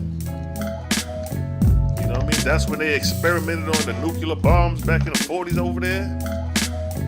That whole west coast of Guatemala is something else. And the Grand Canyon, all that desert in Arizona, all that.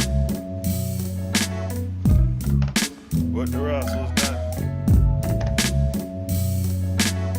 I see them all the time too, yo.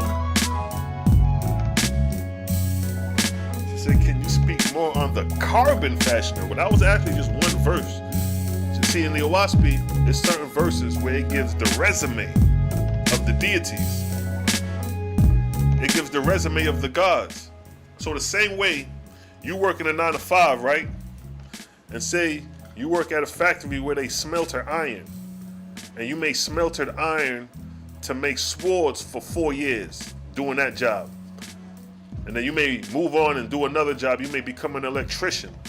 Study that craft for an electrician for another 4 years. So now you got two crafts under your belt, being a technician and a smelter of iron. And the total for each is 4 years. So in the Oahspe, it talks about these Etherean gods, and it runs down their resumes, and their resumes be in comparison to what I just described. But these Ethereans, their duty is creating things in the cosmos. It talks about I did a video called Roadways in the Heavens, where they talk about the same way we create highways, we take down wood and clear the asphalt and then make roads. You know what I mean? It's roads over here. I knew, like, yo, before this shit, I know this was a forest. They just created a trail and created cement, and then now it's a road. The same way we create roads on Earth to explore new fields on Earth, uncharted territories, likewise in the heavens. There's uncharted territories in the cosmos that roadways need to be built. And there's Etherean angels that are sent to do the abiding. The same way when we driving on the highway and you see construction going on the highway and they block off 2 lanes and they re-cementing the pavement or putting new lines, the same work goes on in the high heavens, yo. As above, so below. That as above, so below rings out a little different now when you understand it like this.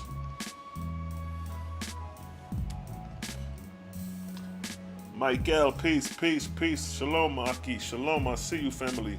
Shalom from Arizona. Yeah, yo. There's a great activity in Arizona. Now it's basically universal. Like, you know, you go up on YouTube, you see extraterrestrial activity going on all over. All over the U.S. is going on, all over the world, really. The closer we get to 2048, you're going to have more sightings because 2048 is the harvest. You know what I mean? That's the first 200 years after Cosmon. So from 1914 to 1948, you're going to see a lot of changes. We're going through a change right now. We're going through, see, a lot of times when the heavenly kingdoms are being cleaned up, so when the true gods come to clean up the heavenly kingdoms of these false gods, a lot of times what happens is that millions upon millions of these angels desert the heavenly kingdoms and come down to earth. And they come down to earth in great numbers with great inspiration upon mortals, for the good or the bad. And the way you could determine that is by the very actions that mortals express. So when we look at now, since the time that COVID came, that was like the game changer, right? That's when to set the tone for this shit. That's when the fallen angels goddamn decided to fall with the COVID, carrying their disease with them, right? Because they still speculating on the true cause of the COVID and all that. But it's an unseen cause to that as well. Now that we understand the spiritual matters on a higher level, how angels can carry the disease and annihilate the breaths and lungs of mortals to kill them. Oahspe talking about annihilating the lungs. A COVID was an attack on the lungs. You see what I'm saying? So just as much as physical, we gotta look at the spiritual side. And that these viruses, this COVID virus is being carried through the atmosphere. Spirits can carry particles. So, this shit way over here in China. Now this shit is spread across the world. You know why? Because these goddamn angels descending, these fallen ones descended from these heavenly kingdoms. And they bringing their impurities with them. Annihilating the breaths of mortals, the lungs of mortals, killing them off by great numbers. That COVID killed off many a million. And look at the turn of events since COVID. It's been war. Niggas been going. The gun violence is going crazy. The numbers of spirits of darkness has influenced mortals greatly. And it's showing and proving through the behavior of mortals. It's a killing every day in goddamn New York, Philadelphia, Jersey, Atlanta, Chicago. Every day is a killing now. You know what I'm saying? The spirits of the dead are help influencing evil to create more spirits of the dead. Because the spirits of the dead, like, they already over there, so they excited to see you get killed to come over the other side. So they could be like, see, look how it is over here, see? You know what I mean? I wanted you to come over here so you can see how it is. They try to inspire you to get killed so you could be with them. But they're not doing it under righteousness. You know what I mean? So it gets deep when you see the Oahspe talk about the numbers of drudges that are on the surface of the earth and how they can inspire mortals unknowingly to them. I said, damn, unknowingly? That's deep. Yeah, that makes sense why people out here going nuts. They're being inspired by fallen angels. Anytime you see evil practice going on, it's the inspiration of fallen angels. That's why the book of Jehovah lays it out. In the book of Jehovah, in the book of Jaja, that chapter 8, it'll let you know. In the book of Jaja, chapter 8, it says, this is in the book of Jehovah, chapter 8, verse 4. The angels under you shall become at times rebellious and defiant, disregarding your laws and decrees. Talking about true God's heavenly kingdom. Like the angels in true God's heavenly kingdom is going to become rebellious. It says the angels under you shall become at times rebellious and defiant, disregarding your laws and decrees. And they shall desert your heavenly places and go down to the earth in millions and hundreds of millions. And they shall drive away the guardian angels, then assume guardianship over mortals. How do you know they're assuming guardianship over mortals? How do you know that? But they shall develop no righteousness under the sun, but they will inspire mortals to war and destruction. And these angels will themselves take to war and evil on every hand within the place of your heaven. See that? That's how you know what type of inspiration you got over you. If you're inspired by war and destruction and evil, understand that you're inspired by evil angels. Now look at the rap game. Everything is about kill, murder, murder, murder, kill. The drudges, the spirits of darkness, them crept into the rap game. You can't come out with a righteous song no more. They gonna, man, I'm gonna listen to that. We listen to this kill shit. You see what I'm saying? It gets deep, family. It gets deep like that, yo. Cause it survives. Hold on.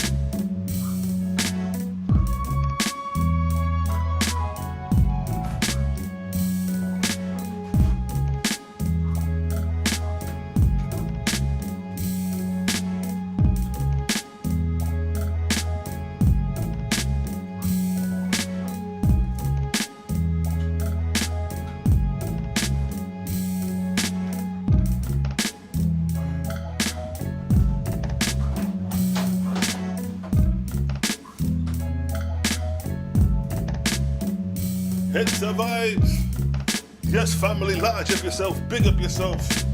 Your boy Selah, Shalom, back on the 1 and 2s. We back at it, speaking Jehovah's truth. Big difference in comparison, though. We got some crazy ass nigga in the chat. Niggas promoting they sex shit, porn dropping. I ain't mad at you, but not over here, buddy.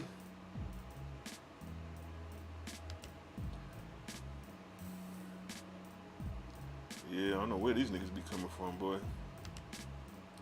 Niggas over here trying to goddamn promote their sex business and shit. Y'all niggas wildin'. Hits the vibes.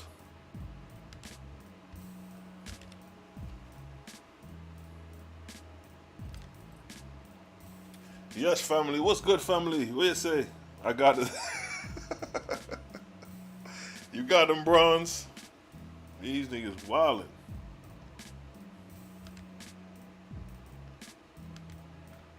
These niggas crazy with it. See them drudges at work, yo. They all over. I told you. Them niggas in the internet. They not just in the spiritual world. Not in the physical world. These niggas in the technological world. They on the internet with it. Makael. Yes, Saki. Drudge led. Yeah, man. So we just showed you that any evil inspiration that comes from evil is of the false gods. Nothing that comes of evil is of the Creator. The Creator don't participate in evil.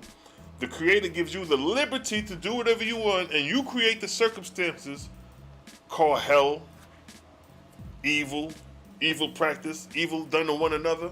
You did that, man. Cain killed Abel on his own accord.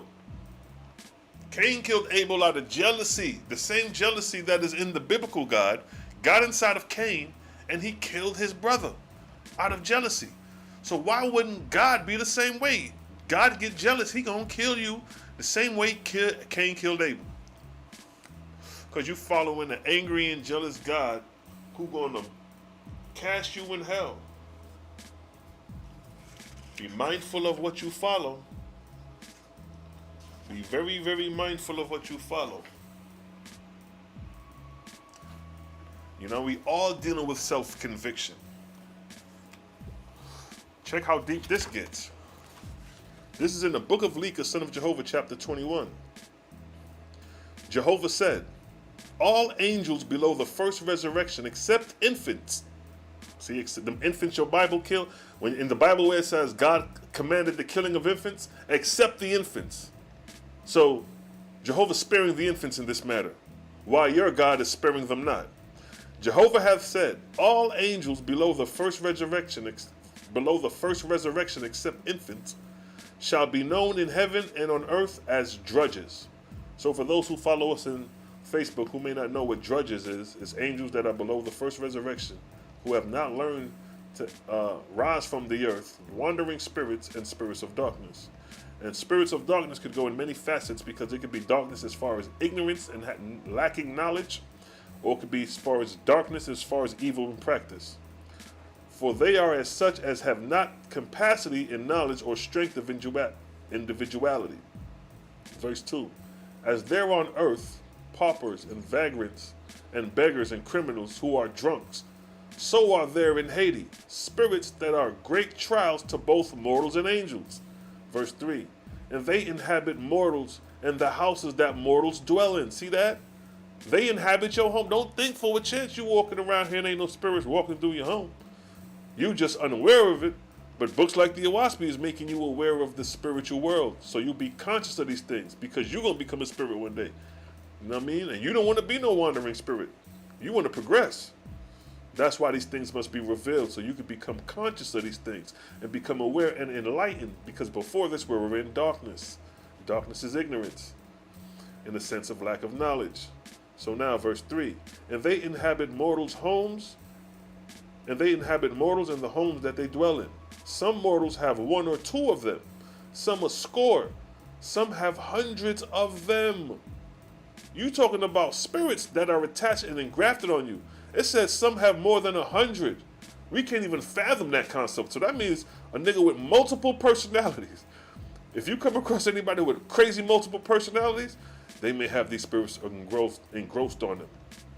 Some of them continue to inhabit mortals' dwellings long after mortals have abandoned them, meaning their homes, even till they have fallen in ruins. And whosoever cometh into such homes, the drudges come upon him to live on him and with them. See that? Let's go to the picture of the spirit. Let's go to the picture of the spirit. Let me get it. Let me get it. Bong. Where we at with it? Picture of the spirit. Let me get the picture of the ancestor. The picture of the ancestor. You see the spirit, right? That's the spirit standing on the porch. So let's read that verse again. Verse 3. And they inhabit mortals. And they inhabit mortals and the houses that mortals dwell in. So these spirits inhabit you and the houses that you dwell in. Some mortals have one or two of them. See, we just see one. Just imagine if we seen two or three. Some a score, and some have hundreds of them. Some of them continue to inhabit mortal dwellings, meaning homes, long after mortals have abandoned them. See that? So that spirit may have been lingering in that home for 3 or 4 families that came and went. Even till they have fallen in ruins. And whosoever cometh to such houses, the drudges come upon him to live on him and with him. So that spirit, whoever living in that house, that spirit is living with them and even can engraft themselves on them. See that? And the way it can engraft themselves on them because it's moving out of visible light. A person could walk straight through that spirit. But that spirit, while you passing through, can engraft himself on you and latch onto your ass as a spirit. That shit gets deep. It gets deep. See that? So now. But check this. Verse 4. If a mortal have great wisdom and strength of soul, then the drudges he rule over them to a good purpose, reforming them and raising them up out of darkness and helplessness. Now this is when I tell y'all, when y'all try to convict me, for those who try to be slick with it, who never read the Oahspe and try to throw shots, or you smoke, it says that if you smoke the intoxications of drinking and gluttony or whatever, it attacks drudges. Yeah, you're right. And what did I tell you? I said bring them, let them come. Because what we're going to do is redeem them and reform them. So while you had evil intent on your mind thinking that, oh, you got evil spirits around you, nigga, we were reforming them. The same way I walk the streets and reform these young niggas out here. When they see the OG and the unk coming here, they go, yeah, that's big, that's the OG. We hear what he got to say. You know what I'm saying? So it states what? And if a mortal have great wisdom and strength of soul, then the drudges, he rule over them to a good purpose, reforming them and raising them up out of darkness and helplessness. Let me inhale my spliff. Let them come. Because when they come over here, it says what? And if a mortal have great wisdom and strength of soul, because my strength is unfathomed in the faith of the Creator. Can't shake my foundation. Can't none of you niggas shake my foundation. Can't nobody use the word gang and affiliate and try to. You can't shake my foundation with that. Because the Creator is full 100% in faith over here. Regardless of the trial and error, the faith will still stand. And then it says great wisdom, meaning knowing how to apply knowledge, knowing when to speak and when not to speak, knowing when to be the prey or the predator. You got to know these things. Police pull you over, nigga, shut the fuck up. Let him do his job. Let him go his way. But for those who don't use wisdom, they'll argue with the police officer. And next thing you know, the police officer's shooting your ass up because you ain't used discernment and wisdom dealing with the cop who have the power of death in his goddamn hands. See that? So using wisdom properly, having strength of soul in the Creator, reforming them, you raise the drudges up that are attached with you or rocking with you. But if you out here slandering people, trying to slander Selah Shalom, trying to affiliate Selah Shalom with something that he doesn't occur, you're more inspired than the drudges than of me. And you just showed your card with just that alone.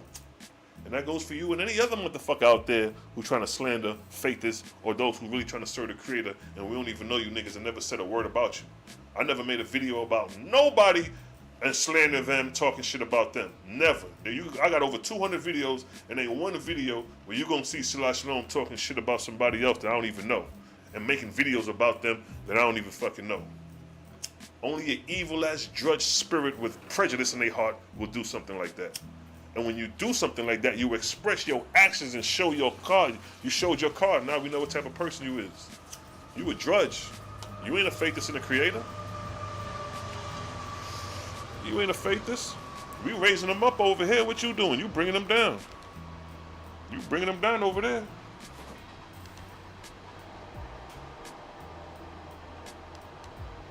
You bringing them down big time. So what did the verse say again? As I light my goddamn and smoke my spliff, while they come get this word, it said what? If a mortal have great wisdom and strength of soul, then the drudges, he rule over them to a good purpose. What is the good purpose? What is the good purpose we bringing them to? The Creator. Ain't a better purpose than that. It don't get greater a purpose than that. So it says what? But if a mortal have great wisdom and strength of soul, then the drudges, he rule over them to a good purpose. The good purpose is they learning about the Creator. They're learning that the service done unto others in righteousness. That's good purpose, to purify the body, not eat flesh and blood like that. Good purpose. Reforming them in that same process, reforming them and raising them up out of darkness and helplessness. Verse 5. But if the drudges have greater power than the mortal, then he pulls him down in darkness, making of him a man to lust after the affairs of earth. See that? We're not talking about the affairs of earth. What we talking about? Graduating and going to Ethereum. We're trying to get the fuck up out of here. It's up and out for us. We're not trying to linger in the affairs of earth.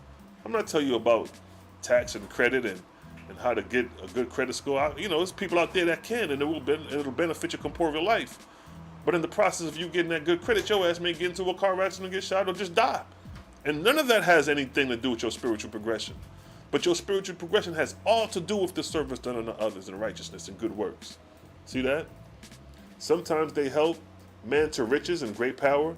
And if he have sons and daughters who are brought up in idleness and ease and luxury, then the drudges fasten upon them, leading them in their own way of lust and debauchery and harden of heartness. And you can see that through some of these celebrity childs. Look at Kanye West going through with his daughter with the chick, the Kardashian chick. And now they raising her daughter to be dealing with the lower spirits of the darkness, the drudges, dealing with ease and luxury of the celebrity world. So the celebrity world is a feast for the drudges. Verse 6. The flesh eater is their delight, the junkyard a great joy, the man of riches and kings of generals and fighting men, a harlot and soldiers are great treasures of them. So it's basically letting you know that these drudges is all around you. Ain't too many of you going to escape these drudges. You may not do this, but they may fasten you on another way doing something else. And all manner of intoxicating things that mortals delight in are great feasts and rejoicing to them. The priests and the preachers who live in ease and luxury, performing showy rites and entertainment, are as great harvest for them to reveal it. You see what I'm saying? So they lingering around everybody. Verse 7. And on some occasions the drudges rule over their mortals, and his neighbor called him mad, and they send him to a madhouse, which is to them a city of delight. When mortals engage in war, slaying one another, these drudges have great merriment. They love this shit, taking part by inspiring the mortals into the conflict. See how dirty these drudges can be? But we ain't over here inspiring niggas to go to war. We ain't telling you to go gear up and prepare to go to war because Christ's coming back. We ain't telling you none of that. We telling you the complete opposite of that. So any drudges lingering around here is going to be reformed to the ways of the Creator through hearing the word, through the practice and behavior of conduct, and it's going to be a rise and fall through the progress. It ain't going to always be up. It's going to be some down times. It may get some times where when you get mad, that's a drudge on your ass. Jehovah's righteousness and good, but if you get mad, and I'm sure every one of you been mad before, boom, That's a sign right there. It's the overcoming of the lower self, the emotions. Not getting upset. Dealing with situations and not breaking your cool. Although those are challenges the Oahspe we got to go through in life. The trials and error, the long suffering, all that's part of it.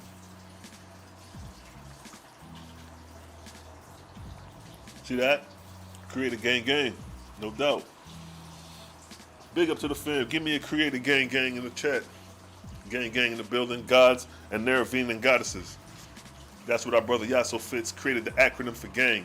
G, God, A, and N, Nirvana, and G, goddess. Gods and Neravian goddesses. Neravian is another word for Ethereum. You know what I mean? Because that's where we headed, to Neravian, up and out. The Sanskrits, the Vedics, they mention Neravian as well. We just got to analyze the concept of how because some of these false gods, they slick. They'll take the names of the high heavens and make it like this their own heavenly kingdom, and they locked it into the second resurrection. Selah created gang.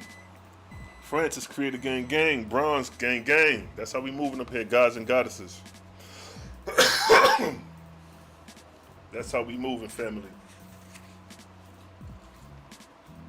So you see how the Oahspe is reading, dealing with these drudges at this point, how these fallen angels, these drudges, these spirits of darkness, who have not registered in the first resurrection, they're wandering spirits, inspiring mortals to idleness, to warfare, all type of things. They inspire in conflicts of battle. So when you look at the Ukrainian battle, when you look at any warfare that we ever watched on TV, understand that angels is behind the inspiration as well. Although we doing our own thing, but inspiration from the unseen is being driven there too. The unseen has more influence than the seen. So we're actually beholding the unseen play out through the physical. Because your spirit is unseen. Your spirit moves in the unseen dimension. The only reason we in this third physical dimension is because we locked in this corporeal body. If we come outside this corporeal body, I don't really like to use the word dimension, like third dimension or fourth dimension, because it takes you out of the realm of fact, or like reality, I should say. It takes you out of the realm of nature and cosmology. So what happens is that the spiritual body exists outside of visible light, but it moves in visible light through the physical body. You know what I'm saying? So spirituality is a thing that exists in a certain nanometer. See that? That's the electromagnetic spectrum, the vibrational frequency of everything in creation, seen and unseen. So when the Creator talk about things seen and unseen, it comes back to this electromagnetic spectrum, this is the vortex. Keep that in mind. Because nanometer means small wave. You see what I'm saying? So small or long waves is vortexing energy, moving in wave frequencies. So visible light is 400 to 700 nanometers. That's visible light. So the spirit that exists in us exists outside of visible light. So spirit would be 300 nanometers. Spirit would be 800 nanometers. But it exists in the realm of visible light through your physical body. The spiritual body is encased in the physical body. So we get the reality of both worlds. So when we are awake, we see the physical third dimension, what they say, or the physical world, visible light, everything vibrating within this frequency. When you look at the sky is blue. Why is the sky blue? Because there go your answer right there. It's moving at what? Roughly 450 nanometers. The sun is yellow. Okay, the vortexia is moving at that range, 600 nanometers. Grass is green. Oh, okay. That means vortexia radiating through there is moving at 550 nanometers. And the expression of the vortex shows the color spectrum. And this is visible light. So the spiritual body is encased in this physical body so we can understand visible light. And then when you go to sleep, your body taps out of visible light and it goes into the realms outside of visible light, the invisible. But the invisible is still visible. See that? The unseen is still seen. It's just outside of the spectrum of the nanometers of visible light. So this is the creator science we're dealing with. Like I told you, it ain't no goddamn guessing games over here. Ain't no goddamn scratching my head over here. We know what the fuck we talking about over here. The spiritual and the physical is one and the same, moving at different vibrational frequencies. I always say that. See that? And then if you notice, the pH scale is the exact same color formation as the electromagnetic spectrum. See that? That's the pH scale. It's the exact same color spectrum. Acid falls on the lower, the orange and the yellow, the red color range. Alkalinity falls in the green and the purple and the blue and the purple color range. See that? The faster vibrational frequencies that you see on the electromagnetic spectrum is moving at 400 nanometers. We moving faster when we increase into the heavens. So we trying to reach that 400 nanometer. We trying to reach that goddamn indigo. Because that's the higher realm. The lower realm would be the lower vibrational frequency. The red portion will be where the spirits and all the drudges, that's where they lingering at. They're lingering in a slower vibrational frequency. But those in the high heavens moving at a faster vibrational frequency, because the higher you go, the faster the vortex is. And the faster the vibrational frequency is. So the faster you go outside of visible light, outside of 400 nanometer, becomes invisible. It becomes invisible. See that? The pH scale. The higher the pH scale, the greater the alkalinity. The greater the alkalinity, the sickness and disease can't thrive in there. So purity exists in the high heavens, while impurity exists on the earth in the lower heavens. See, the lower heavens would be acid. 0, 1, 2, 3, 4, that's earth right there. 6, 7, 8, that's like the atmosphere. 10, 11, 12, 13, that's ethereal going up into the higher frequencies.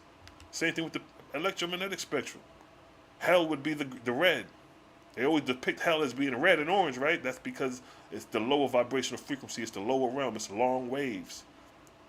And the higher vibrational frequency is the indigo. They always talk about the indigo children, right? Because the higher frequency is going to be vibrating in that realm. If you moving at a 400 frequency, nigga, you right there on the borderline of invisible, of the unseen. You may be able to tap in. So alkalinity on the pH scale and the electromagnetic spectrum on visible light plays the similar role. It's one and the same thing. Vibrational frequencies. The higher you go up, the healthier you become on the pH scale. The lower you go down on the pH scale, the more unhealthy you are in the ascetic realm. The ascetic realm is hell, where all sickness and disease thrive. See that? And it's the same rules with the electromagnetic spectrum. The lower realm, the 700 nanometer, is the lower vibrational frequencies. You know what I mean? You don't want that. You want to speed it up. You get that infrared, nigga, that shit gonna burn your body. See that? So we're dealing with electromagnetic frequencies when we're dealing with the creator. That's the creator science. Bible ain't gonna tell you no shit like that. That's dealing with the vortex. And then the pH scale is dealing with vegetation, the inhabitableness for vegetation. The pH scale plays this role when a planet is in its inhabitable age. When a planet is in its inhabitable age, inhabitable meaning what? Inhabitable meaning it's able to support vegetation and animal life. The vegetation first got to be set before the animals can even be here to eat the vegetables in order to sustain their living. So the vegetables got to be at a pH suitable to be digestible for the animal's body. And a lot of vegetables, grass and all that, is 7 on the pH scale. You see the color spectrum. Green is 7. That's neutral. So once the earth reaches a point where the vegetation is neutral, then he creates the animal, man, to sustain himself off the vegetation for his very existence. You know what I mean? We forgot our existence is based off vegetation. We done got so complex in society, in kingdoms and cities, that we forgot that vegetation is the delicacy of our existence. Without vegetation, nigga, we can't exist. We're at a point where we could create stuff in the laboratory, but essentially, without vegetation, we can't exist.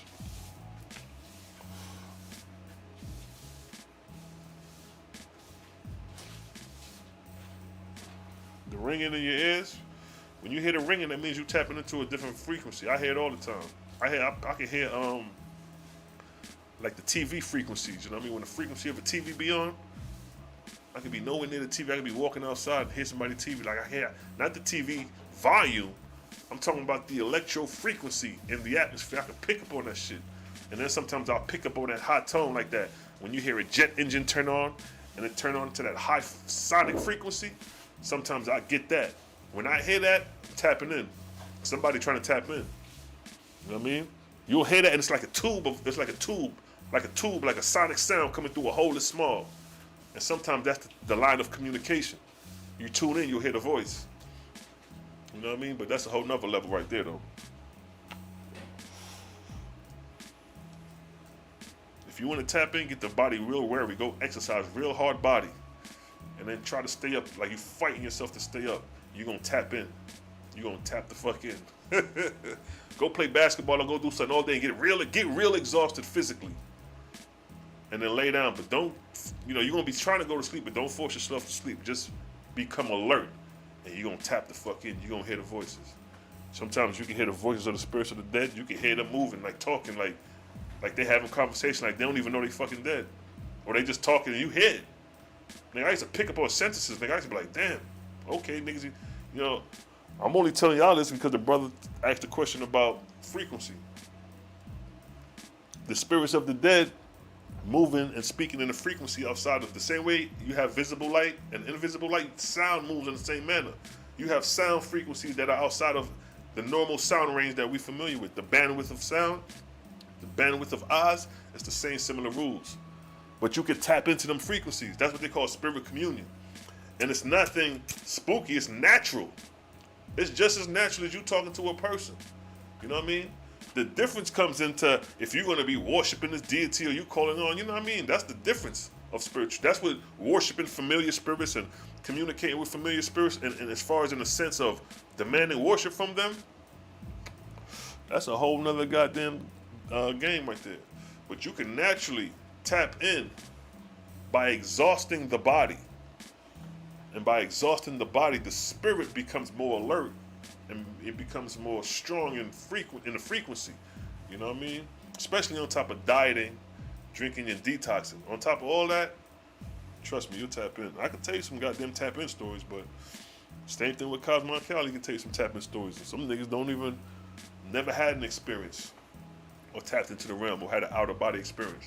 I had that shit all the time. I'm seeing myself sleep. I'm like, nigga, what? I wake up and be like, nigga, I know I ain't see myself. I know I saw myself sleeping. It was like that was a dream, but it wasn't a dream because it was like I'm looking in the room and I'm seeing everything like, damn, this shit ain't a dream. This shit real. I'm conscious of myself being outside of my physical body. And I'm alert and aware and looking in my room like, looking at my body sleep. I'm under the covers like, yo, this shit is crazy. And then wake up and remember that shit. Clear as day. Plenty times that happen. You dig? I don't fuck with them spirits. Hell nah, you better not fuck with them spirits, but they all around you. You may tap in the head. You know what I mean? They may make themselves known to you. While you trying to fall back on their ass, they may come to you and say something to your ass. Freak your ass the fuck out. You in the house alone and you hearing footsteps coming down the stairs and you know nobody there and you hear that shit clear as day. When you start having those experiences, see, some people ain't never had abnormal activity or abnormal experiences, something that is outside of normal. You know what I mean? What is normal? Somebody opening the door and closing it, you hear somebody going up the stairs.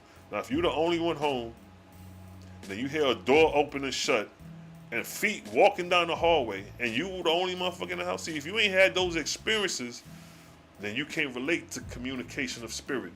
Because not all the time the spirit, or you communicate with the spirit. The spirit's presence may be strong in the house that you live in. You may bring the spirit home with you.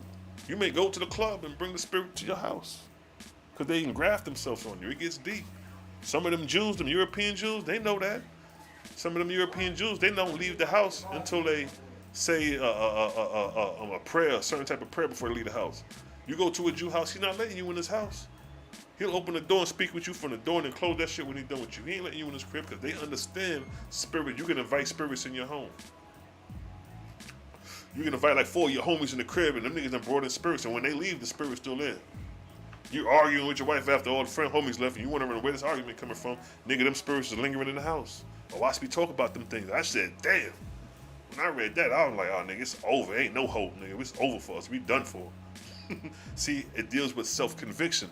So by dealing with self-conviction, it shows you the responsibility that is entailed on each one of us to get this shit right. Nigga, we got 3,000 years to get it right. We 100 and plus years within, over a little over 166 years in the Ark of Cosmos. We got 3,000 years to get it right. Not as corporeans, as spiritual beings as we cross over and shed from this corporeal body. We still within a 3,000 year time frame to get it right. You got some people that's on the earth right now that's going to rise up 1,500 years from now and become false gods. That was one time human beings 1,500 years from now. All these deities that rose to be false gods, Osiris, Luamung, Gabriel, all these was one time people just like me and you right now. That's like Cosmo and Cal ended up being Luamung 2,000 years later. That's like me becoming Gabriel 2,000 years later. But we was doing what we doing now. You see what I'm saying? Same concept. I'm just using that as an example and shit. Same concept though. Every god in the Bible, not every god, because in the Oahspe it shows how Etherean or other gods come from other worlds to the earth, but then it talks about gods that is raised up from the earth, that is earthborn, that became rulers in the heavenly kingdoms from the earth instead of being from another far off place. You dig? The goddess is a carbon fashioner. That's right. You got goddesses fashioning carbon. Fashioning carbon. What is carbon composed of? 6 electrons, 6 protons.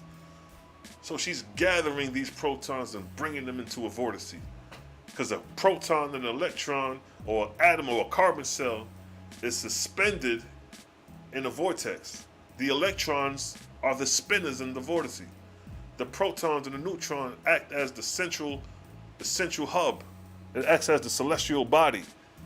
And the electrons surrounding it act as the planets.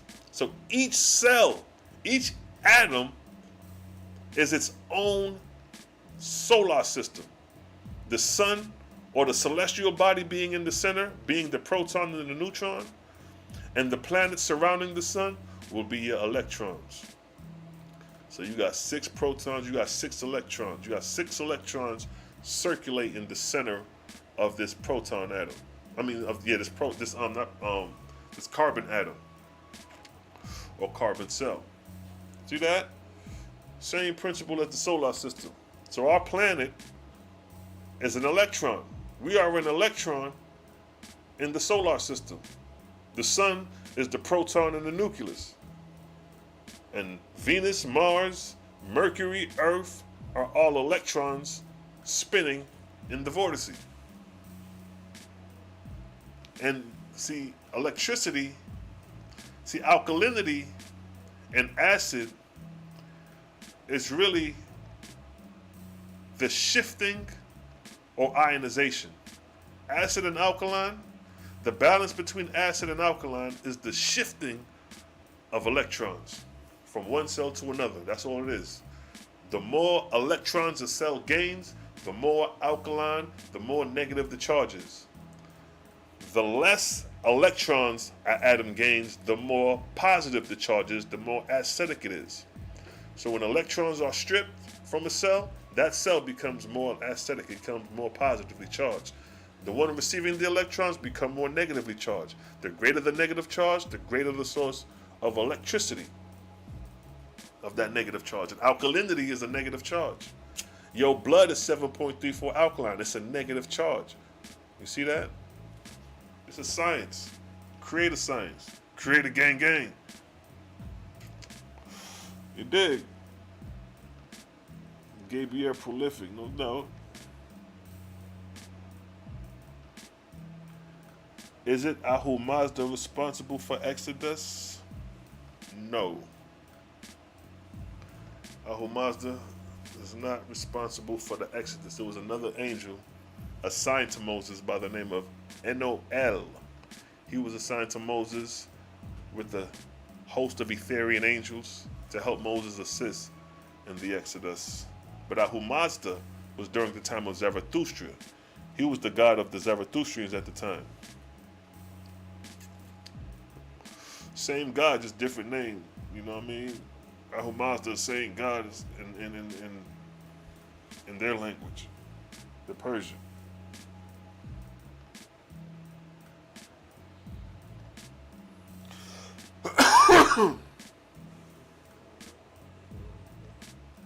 Yeah, I had dreams play out like that. Like you go back to the dream. I had dreams like that before. I had dreams, nigga woke up and went right back to the dream. I'm like, oh, okay. So these dreams, like I say, are simulated realities that these angels create. Like the Matrix. That's why I always use the Matrix as an example for dreams. When Neo became awakened in the Matrix and he got with Morpheus and they went into the simulator room, and they went into the room that it was all white. You know what I mean? That's the dream world. That's the subconscious world. So it's blank. And then they put the reality, and then they put your ass in the dream, or you wake up in the reality, and then you navigate through the dream regardless of what the dream is, regardless of how far-fetched it is, if it's highly spiritual, if it's sexual, if it's you goddamn in warfare, running or something like that, regardless of what the situation is, it's a subjective reality and a training place for your spirit. It's in a simulation. Just like how Neil was tested. They was in a white room. He's looking around. It's all white. Then what happened after that? He uploaded the jumping program. And next thing you know, they standing on the rooftop. And Neil is like, damn, nigga, like, he looking over like, yo, this shit real? Not knowing it ain't real, but he can't fathom that it ain't real because it's too real. Now he's in a dream world that it seem real. Like, when we in our dreams, this shit real. We seeing places, we walking, it's people there. So where did this shit come from? Who created this reality that I'm in this dream world all of a sudden? My brain can't create no shit like that just out of wishful thinking. I'm unconscious. When you unconscious, you have no control. So it goes to show that it's, and keep in mind, the dream world is in the unseen. See that? That exists outside of visible light. So we're not dealing with visible light when we're dreaming. We outside of visible light, but within the seen. Unseen is still seen. Invisible is still visible, but in that realm. So when we dreaming, we in a realm that we are like training in spirit. Like a dream is like a training course. You know what I mean? It's like a simulation. It's like a virtual reality. And the Oahspe talks about how these angels create virtual realities. Talks about how they create these dream worlds. Like Freddy Krueger in the dream world and shit. Don't go to sleep. Freddy Krueger is the master of the dream world. Freddy Krueger is a deity. He's playing a deity in the realm. Like Osiris, the god of the dead. Freddy Krueger is Osiris. You can't go to sleep because he's going to try to drag you in the lower realm in his world. See that? You know what I mean? Like, I done had all type of crazy dreams, man. All type of crazy dreams. Had a dream of nigga being chased. Niggas chased. I had dreams where I went back to the same hood and it's the same niggas getting at me. The same niggas in the, you know what I mean? Different dreams and it's the same niggas in the dreams trying to get at me. I'm laughing at that shit. And I have other type of dreams, you know what I mean? I had a dream when I was on a green pasture. It was nothing on the planet. It was just greenery. And then it was like a cloud, like a UFO, like a ship, a vortex, a ship cloud. That shit descended down and it sprinkled the waters. I mean, it sprinkled out like a sprinkler. Like the cloud sprinkled out water on the grass and then it flew back up. And I was like, damn, what the fuck? It seemed like I was on a new world or something like that, a new inhabitable world. And it was like right before animal and man got there, but the greenery was all in perfection. Everything, the world was in perfection. When it says God said the world was good, yeah, that shit was good. It was no animals there. It wasn't even no real, I ain't see no trees. It was just grass. It was grass and a blue sky. And this one cloud that came in like a circle just watered the things and then shot back up. It seemed like that shit was being controlled. It wasn't natural like a cloud. That shit was controlled. Like that motherfucker descended down real close, sprout out water, and fled back up and out. And I was like the size of an ant looking. I mean, I was small. It wasn't like them. I'm like, all right, I'm looking at that shit like a nigga laying down in the grass type level. And I was like, damn, what this shit about? But then I thought about it, like, all right, they took me to a plane in a realm where they made was like, all right, this is an atmospheric realm that ain't got no inhabitable beings on it. Because Oahspe talk about atmospheric realms that's uninhabitable. I'm like, damn. He says it's realms that's uninhabitable, just like we got land and land. When you driving out of town and you see land upon land that's uninhabitable, it's heavenly realms that's uninhabitable like that. You could go over there and create your own world if you want. I'm like, wow, that's deep. Do you think the heavenly creator are two in one, like a mother and father? Yes, indeed, true indeed. Become one of the earth, but a higher level. I think this concept of what is above. Yeah, the creator does have a duality. The duality of the creator is the seen and the unseen. The unseen is the vortex in motion, which creates everything seen. So it's all conjoined and connected. Without the vortex, there'll be no earth. Without the vortex, there'll be no sun. Without the vortex, there'll be no moon. There'll be no stars. So the vortex is the unseen force, the driving force, the power of creation. When they talk about the Big Bang, it's the vortex coming into motion, gathering the vortices into the center of the vortex.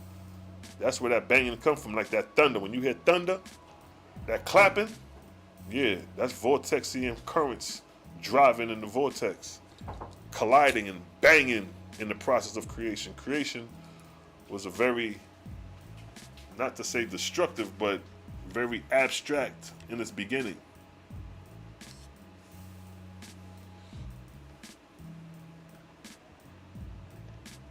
Bezel, you're right. There's only one creator. You're right. There's only one creator, but the duality and the function of the creator is expressed in two forms: the seen and the unseen. So we're still dealing with that one creator, because the unseen is the gas, which has the ability to become liquids and solids. So oxygen, being water, has the ability to become a liquid and a solid, all of the same one source.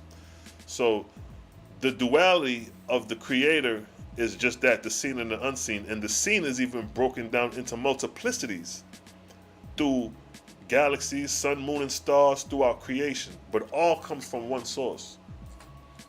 So you have one creator with explicit multiplicity of creation, expressing one order of creation, which is starting with the vortex, the unseen force.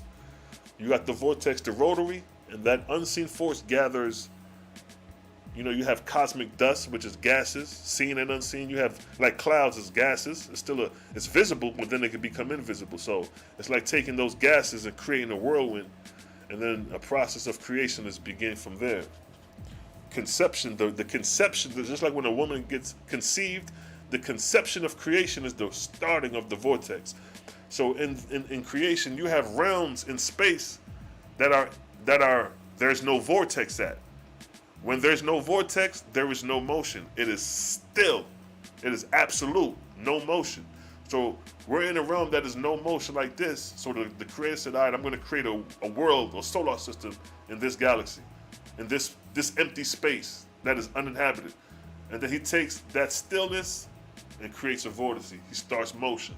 And from that motion, that conception, that is the conceiving of the version, Ma, or the vortex, and then creation begins from there. All creation starts from the unseen.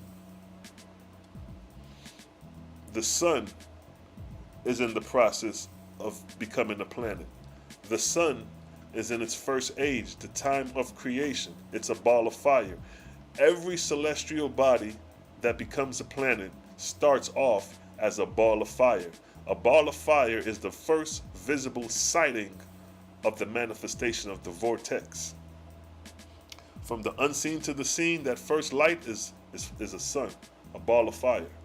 So literally, the sun has potential to become an inhabitable world the same way we are inhabiting the earth right now. Because the Oahspe say that the earth was once a globe of fire. Let me see if I can find that right quick. I think that's in the Book of Jehovah. So if the earth was once a globe of fire and now it's an inhabitable world, that same rule applies to all celestial bodies, including the sun. I was like, wow. see if I can find that ras. It says, as a testimony that the earth was once a globe of fire. I was like, damn, we came far away. Let me see if I can find that verse. If not, then I just move forward like all things, you know? So like right here. So in the book of Jehovah, chapter 5, verse 14, it states, as a testimony to man, behold, the earth was once a globe of liquid fire, nor was there any seed thereof. But in due season I rained down Semu on the earth, and by virtue of my presence quickened I into life all the living. Without seed created I the life that is in them. So to testify, it said that the earth was once a globe of fire. The same way the sun is a globe of liquid fire. And when Jehovah decides to rain down Semu on the sun, it's going to cool down. It's going to create the mineral kingdom, because there's minerals being congregated in the sun, because all things in creation is made up of minerals. So what we have on the sun, we got carbon, because they got to burn. You need carbon to burn things. If you get a charcoal and burn it, you got a sun right there. But the source of the fuel is carbon. So you got carbon, you got oxygen, you got helium, and you got other minerals that encompasses, that composes the sun, that burns. You blow the sun out, it's gonna be a core rock in the center of that joker. The same way when you take a charcoal and burn it, and that shit get on fire. Let me see if I can pull up a picture. This is what's going on. This is the sun right here. Let me show you a picture. You know how we like to deal with illustrations. Grand Canyon, all right, let me make sure.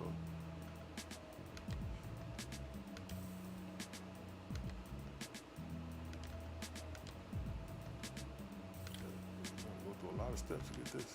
All right, so check this. See that? What's that? That's charcoal lit. Does that look familiar? Does that not look familiar? Matter of fact, let me show you something. That's charcoal burning, right? Does not that look like the sun? But see, the sun is so massive, we can't see the core. We can't see the core burning in the sun. All we see is the fire that's lit surrounding the core. And then we have the photosphere of the sun, which makes it even more difficult to even get to, say, a core. So bam, look at that. That's the sun. And that's coal on fire. So what is fueling the sun? Carbon. What is fueling your ass to have a nice barbecue? Carbon. Coal. See the difference? See the similarity? So that sun up there is carbon. That's keeping that fuel going. It's carbon based. Without carbon, there's no life. So the same way carbon through coal is being used, when old girl, you want to talk about the carbon fashioner? There go the carbon fashioner right there. You fashion carbon when you take you some coal and want to have a barbecue and light that grill. You the carbon fashioner. Whoever lit that sun up and created that sun right there, guess what? This sun started off as a vortex. See that? The invisible vortex produced this ball of fire known as the sun by gathering gases and minerals. But in order to keep the fuel going, you have to have a source. You have to have something to fuel the fire. What's fueling the fire? Goddamn carbon. The more carbon you add to a goddamn barbecue grill, the more that fire gonna shoot out. That fire gonna shoot out so much you ain't gonna see the carbon for that first moment. When you first light that fire, when you light that, put that fuel on that fire, that liquid, and you put that fire to it, and that shit lit up the whole pot like it's about to burn the whole. That's like, now just think about the sun like that 1,000,000,000,000 times. So you ain't gonna see the carbon like you see in the carbon when the fire cools down on the grill. When that fire cools down on that sun, when that sun starts to cool down, that same carbon rock you see becomes the mineral kingdom. When the sun cools down, because it says that the earth was once a global fire, and it said it rained down Simu. Once that shit rained down Simu and everything cooled down, and the mineral kingdom was left. Let me get an example of the minerals. That's the next phase. That's the next phase. Once a sun cools down, it produces the mineral kingdom. The mineral kingdom are the stones. The stones of the earth. This is what the fire produces. Let me get a quick picture of the minerals. Just a quick picture of some minerals. Right? Out of that fire, the next phase is the mineral kingdom, and this is what it produces. Crystals, all type of different minerals and crystals.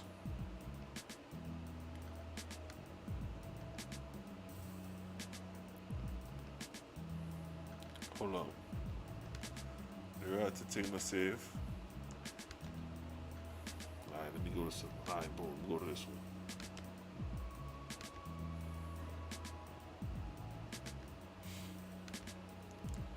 Yeah, we get the mineral kingdom after that.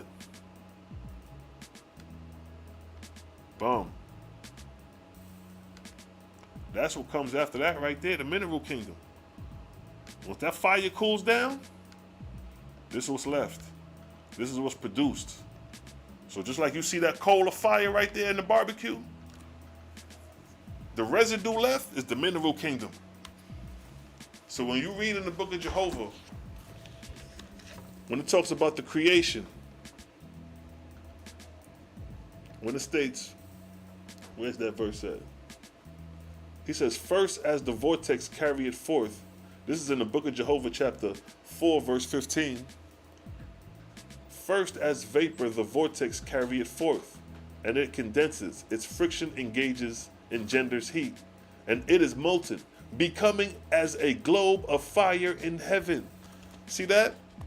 So when a planet is created, it says the first thing it does is takes the vapor, which are the minerals, gases, and produces a vortex, carrying it forth as it condenses, and its friction engenders heat.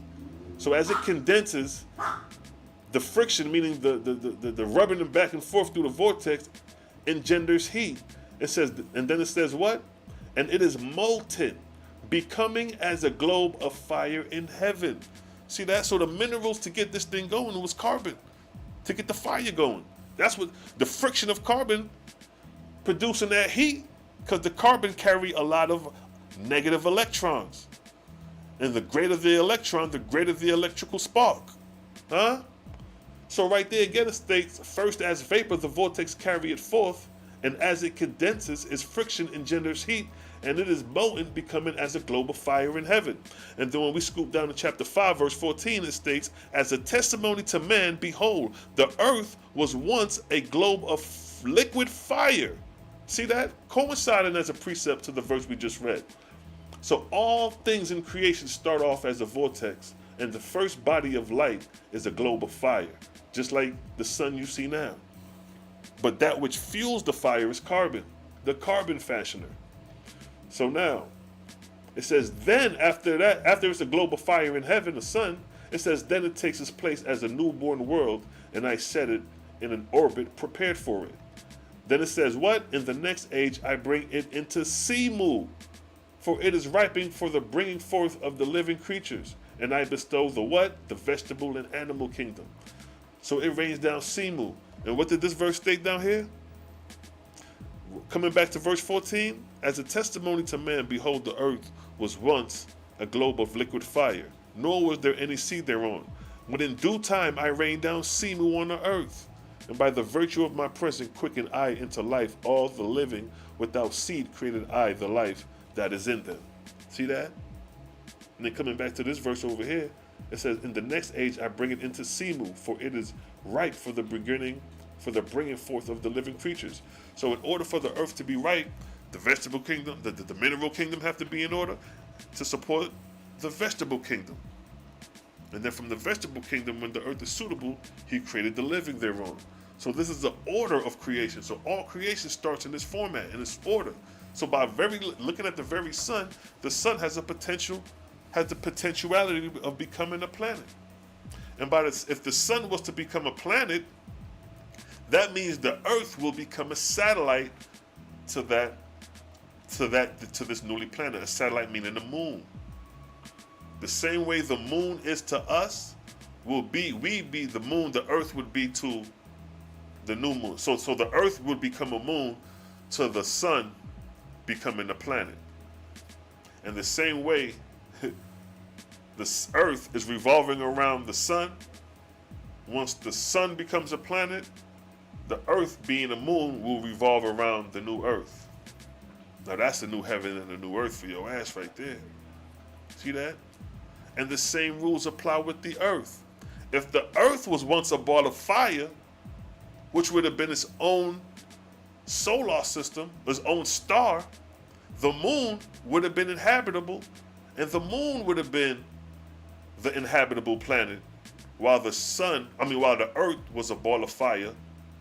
As a liquid ball of fire, the moon at that point may have been inhabitable.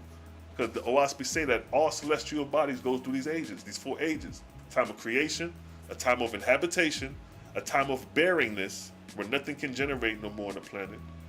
So you may see evidence of a past civilization like we see Mars. When we look at Mars, they trying to say they got pyramids and all these structures on there. So it shows that Mars is in this age of barrenness, where it shows previous civilization, but now the earth has been exhausted, or Mars has been exhausted of its resources, and now it's in a time of barrenness.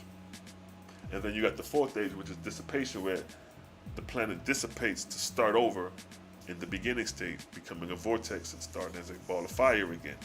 And that's the signs of, those are the 4 times of creation, the 4 ages. Just like the sun, spring, summer, fall, and winter. That's the comparison to the times of creation. So the earth, when there was a globe of fire, the very moon could have been inhabited. And that could have been the source of light for those living on the moon, which would have been inhabitable earth at the time. Because they talk about structures on the moon too. They talk about monuments and megaliths on the moon. So if that's the case, the moon may have had a time when it was uninhabitable, because if the moon is not inhabitable, they consider it a dead planet. It don't even spin. You could consider the moon damn near in its 4th age, or the very far within the uninhabitable age, or the age of barrenness. Because you can't generate nothing on the moon. It's past the age of begetting. All the resources on the moon has been exhausted, if there ever was some. You see what I'm saying? So the moon is in its 3rd age, the age of barrenness. Basically about to go into the age of dissolution damn near. Same thing with Mars, same thing with all the other planets. It gets deep like that. That's the science of Jehovah's creation. You dig? That's the science, because even in the book of Fragapati, it talks about how the angels will be studying these cosmological principles of creation, planetary dissipation, looking at creation and understanding what celestial body a planet is in. So the main closest celestial bodies we have is our own planet, the sun, and the moon. Those are things we can visibly see without a telescope. And we can determine which age each celestial body is in by understanding these 4 ages. So if we look at the sun, it's a ball of fire, it's in the 1st age, the time of creation. We look at the earth is in the 2nd age, the time of inhabitation. When we look at the moon is in its 3rd age, the time of barrenness, when nothing can generate and grow on the moon. So Oahspe shows you these principles of creation, these systems and orders of creation, for you to better navigate and understand this creation as a physical being. So when you cross over in spirit, you're already a step ahead of the game. So in the book of Fragapati, it's a verse where these angels go on an excursion and they learn about the higher heavens. Let me go to the beat up Oahspe to get that. So we're going to become students, learning how to, you know what I mean, tap into these spiritual learnings. Urban Myth, what's good? I see you. Sharice, what's good? No more holes in the ozone. You see that? You see that, Raz? So here we have it. This is in the Book of Fragapati. The Book of Fragapati, chapter 18. The Book of Fragapati, chapter 18, right? This verse 4. It states, these are students learning cosmology in the lower heavens. Verse 4 states, here the students learn the process. Hold up. All right, let me go to verse 3 to give us some context. Verse 3. Now when they came to the sea, of Sivawacha, they raised the Avalanza, which is the spaceship, 50,000 miles for the benefit of Hoab. For here lieth the roadway of Thames, whither pass countless numbers of fleets, meaning other ships, filled with students in the dismembered works belonging to the earth. Dismembered works, meaning dismembered vortices, because you have vortices within the earth vortex where students can learn to manipulate and train on how to produce corporeal or produce celestial bodies. This is a training course for students. So just imagine the mastery. So now verse 4 states, here the students learn the process of condensation. Didn't we read in the Oahspe where it talks about when you start the vortex and the vortex creates condensation and engenders heat? So you're as a student, you're learning and being procreators. Here the student learns the process of condensation and the process of dissolution of meteoric stones and small planets, such as a mortal could walk around one of them in a day. On the other extreme of this sea, the nebula is in constant waves, where the vortices play condensing and bursting like whirlwinds on the earth or corporeal oceans. See that? So they're talking about, they learning about condensing and the process of dissolution of meteor stones. So like I say, everything has to have a core, solid function when dealing with the celestial body. There's a core to it. There's a core physical to get it stable. So if we're dealing with heat, condensing, and creating fire, we have to have a mineral to spark that. That's where that carbon come in at. Here, the student learns the process of condensation and the process of dissolution of meteoric stones and small planets, such as a mortal could walk around one of them in a day. Just imagine you could walk around a planet small enough where you could walk around it on a whole day. Like, you got some of these islands in the Caribbean that are small islands that you could walk around the whole island in a couple hours. They talking about worlds, and these are for play. You know what I mean? These are students learning the process of doing these things. So on the other extreme of this sea, the nebula is in constant wave, meaning the borders of the vortex, where the vortices play condensing and bursting like whirlwinds on the earth or corporeal seas. Verse 5, here Fragapati explains, saying, in this thou shalt behold the wisdom of Jehovah, and the uniformity of his works.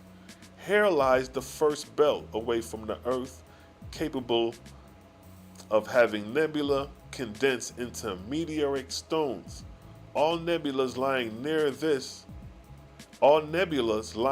than this to the earth's surface is either attracted to the earth or repelled from it. So it states that here lies the first belt away from the earth capable of having nebula condensed. Meaning to say, if the earth is here, the first belt, it's a level of density that is capable of producing meteorite stones, and if drawn nearer, it could fall to the earth, or it could repel back into the cosmos, or break up. So this is where in the Oahspe, when it talks about the times of Aja come, and the earth goes through densities where atmospheric debris fell to the earth, that means that these belts are condensed to the point where the debris or the meteorite stones falls down because of the condensity, because of the weight, like rain. You know, the clouds produce water to the point where the water gets too heavy and it falls to earth. A simple math. It's the same rules apply in the higher realms, in the atmospheric or meteorite realms. The meteorite belt, if that belt descends some and condenses, it'll fall down as meteorites to the earth. So again, it's stated, here lies the first belt away from the earth, capable of having nebula condensed into meteoric stones. All nebula lying nearer than this to the earth's surface is either attracted to the earth or repelled from it. Compute, therefore, the distance of this belt from the earth, together with its density. See, that is giving you something to play with. So compute. So say if we're 50,000 miles up, what is the density of 50,000 miles up? Then we can compute. All right, well, this is the region where these meteoric belts can break up and fall to the earth because of the level of density 50,000 miles up. Just to give you an example, showing you that they dealing with mathematics in the Oahspe. All nebulas lying nearer than this to the earth's surface is either attracted to the earth or repelled from it. Compute, therefore, the distance of this belt from the earth together with its density, and thou shalt find that is the same distance that the warp belt are. With the stars in the firmament of the size of the earth and its density and velocity. The first warp belt of the sun is therefore the place of its nearest planet. The second warp belt is place of its next nearest planet, and so on. And these warp belts are all graded in the distance accordingly as I have spoken. So Oahspe gives you shit to play with. You can discover these warp belts based off measurements and mathematics, dealing with the space from one planet to another and such, you know what I mean? But I just wanted to show you how the Creator got students out here learning the process of creation and explain the nature of how things are created by vortices and creating suns, globes of liquid fire, carbon being a base for the liquid to fuel. You dig? Because it's a vibes. That's the science show. That's how we move in. Jah creation still, you know? Ain't nobody laying it out like the Oahspe. The Bible ain't giving you revelations like this about the Creator.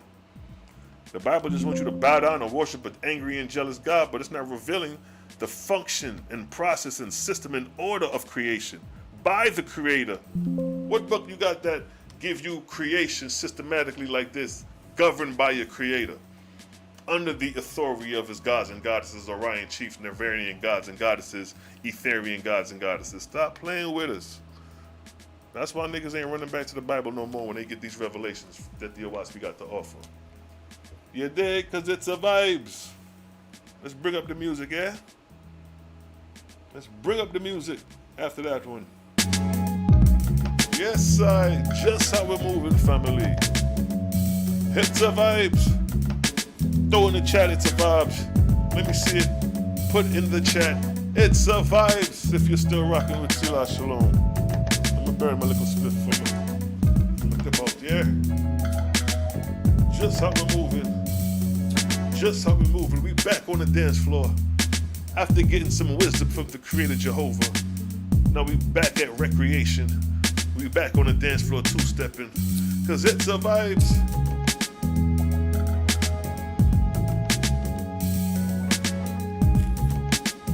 Yes, family. Selah, Shalom in the building. We in the house. We enjoying. It's a vibe, Harriet. Urban Myth, it's a vibe. You done know. Lizelle, it's a vibe. Sharice, you done know that it's a vibes. You know what I mean? Like just spliff, get your drink, your nectar juice, and cranberry juice, and soak read so far coming out the Oahspe, coming out of Jehovah's mouth is angry and jealous. Everything is about progression, unification, righteousness, purity, learning system and order, learning the process of creation, under the management of the Creator. It's the vibes.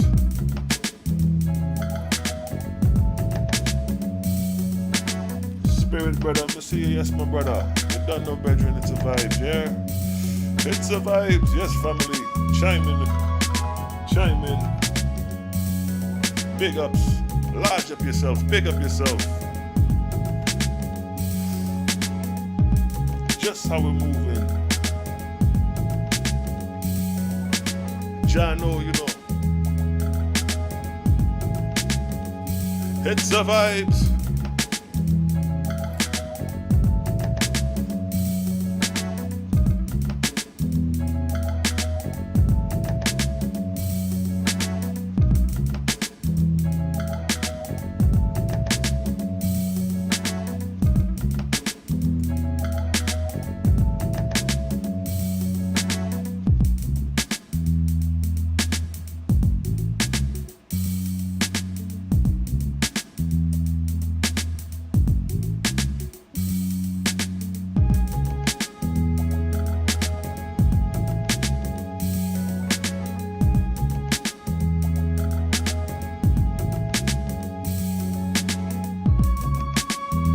Family, I'm just texting the bedroom, yeah? I'm just texting my hydrant. People wanna check in with the eye. Like, yeah, I'm not here from the hydrant. I tell them, yo, it survives.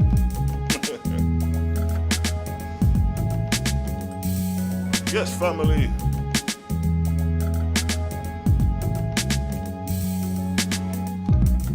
I just wanted to come on with y'all for a few and drop some vibes. Now I must chime out for a few and go deal with some business, you dig? It's the vibes. Who's to say we might come back on a late night, you know? We might come back on the spooky hours. Come back on a late night and we talk about the spooky hours, the ghost stories. Who on ghost stories tonight? Talk about the nature of these spirits and how they move, how they encapsulate the soul. You dig? It's your boy Selah, Shalom, we chiming out. Chiming out, family. Let's go into the cosmos with it. Let's go into the cosmos with it, beloved. It's the vibes.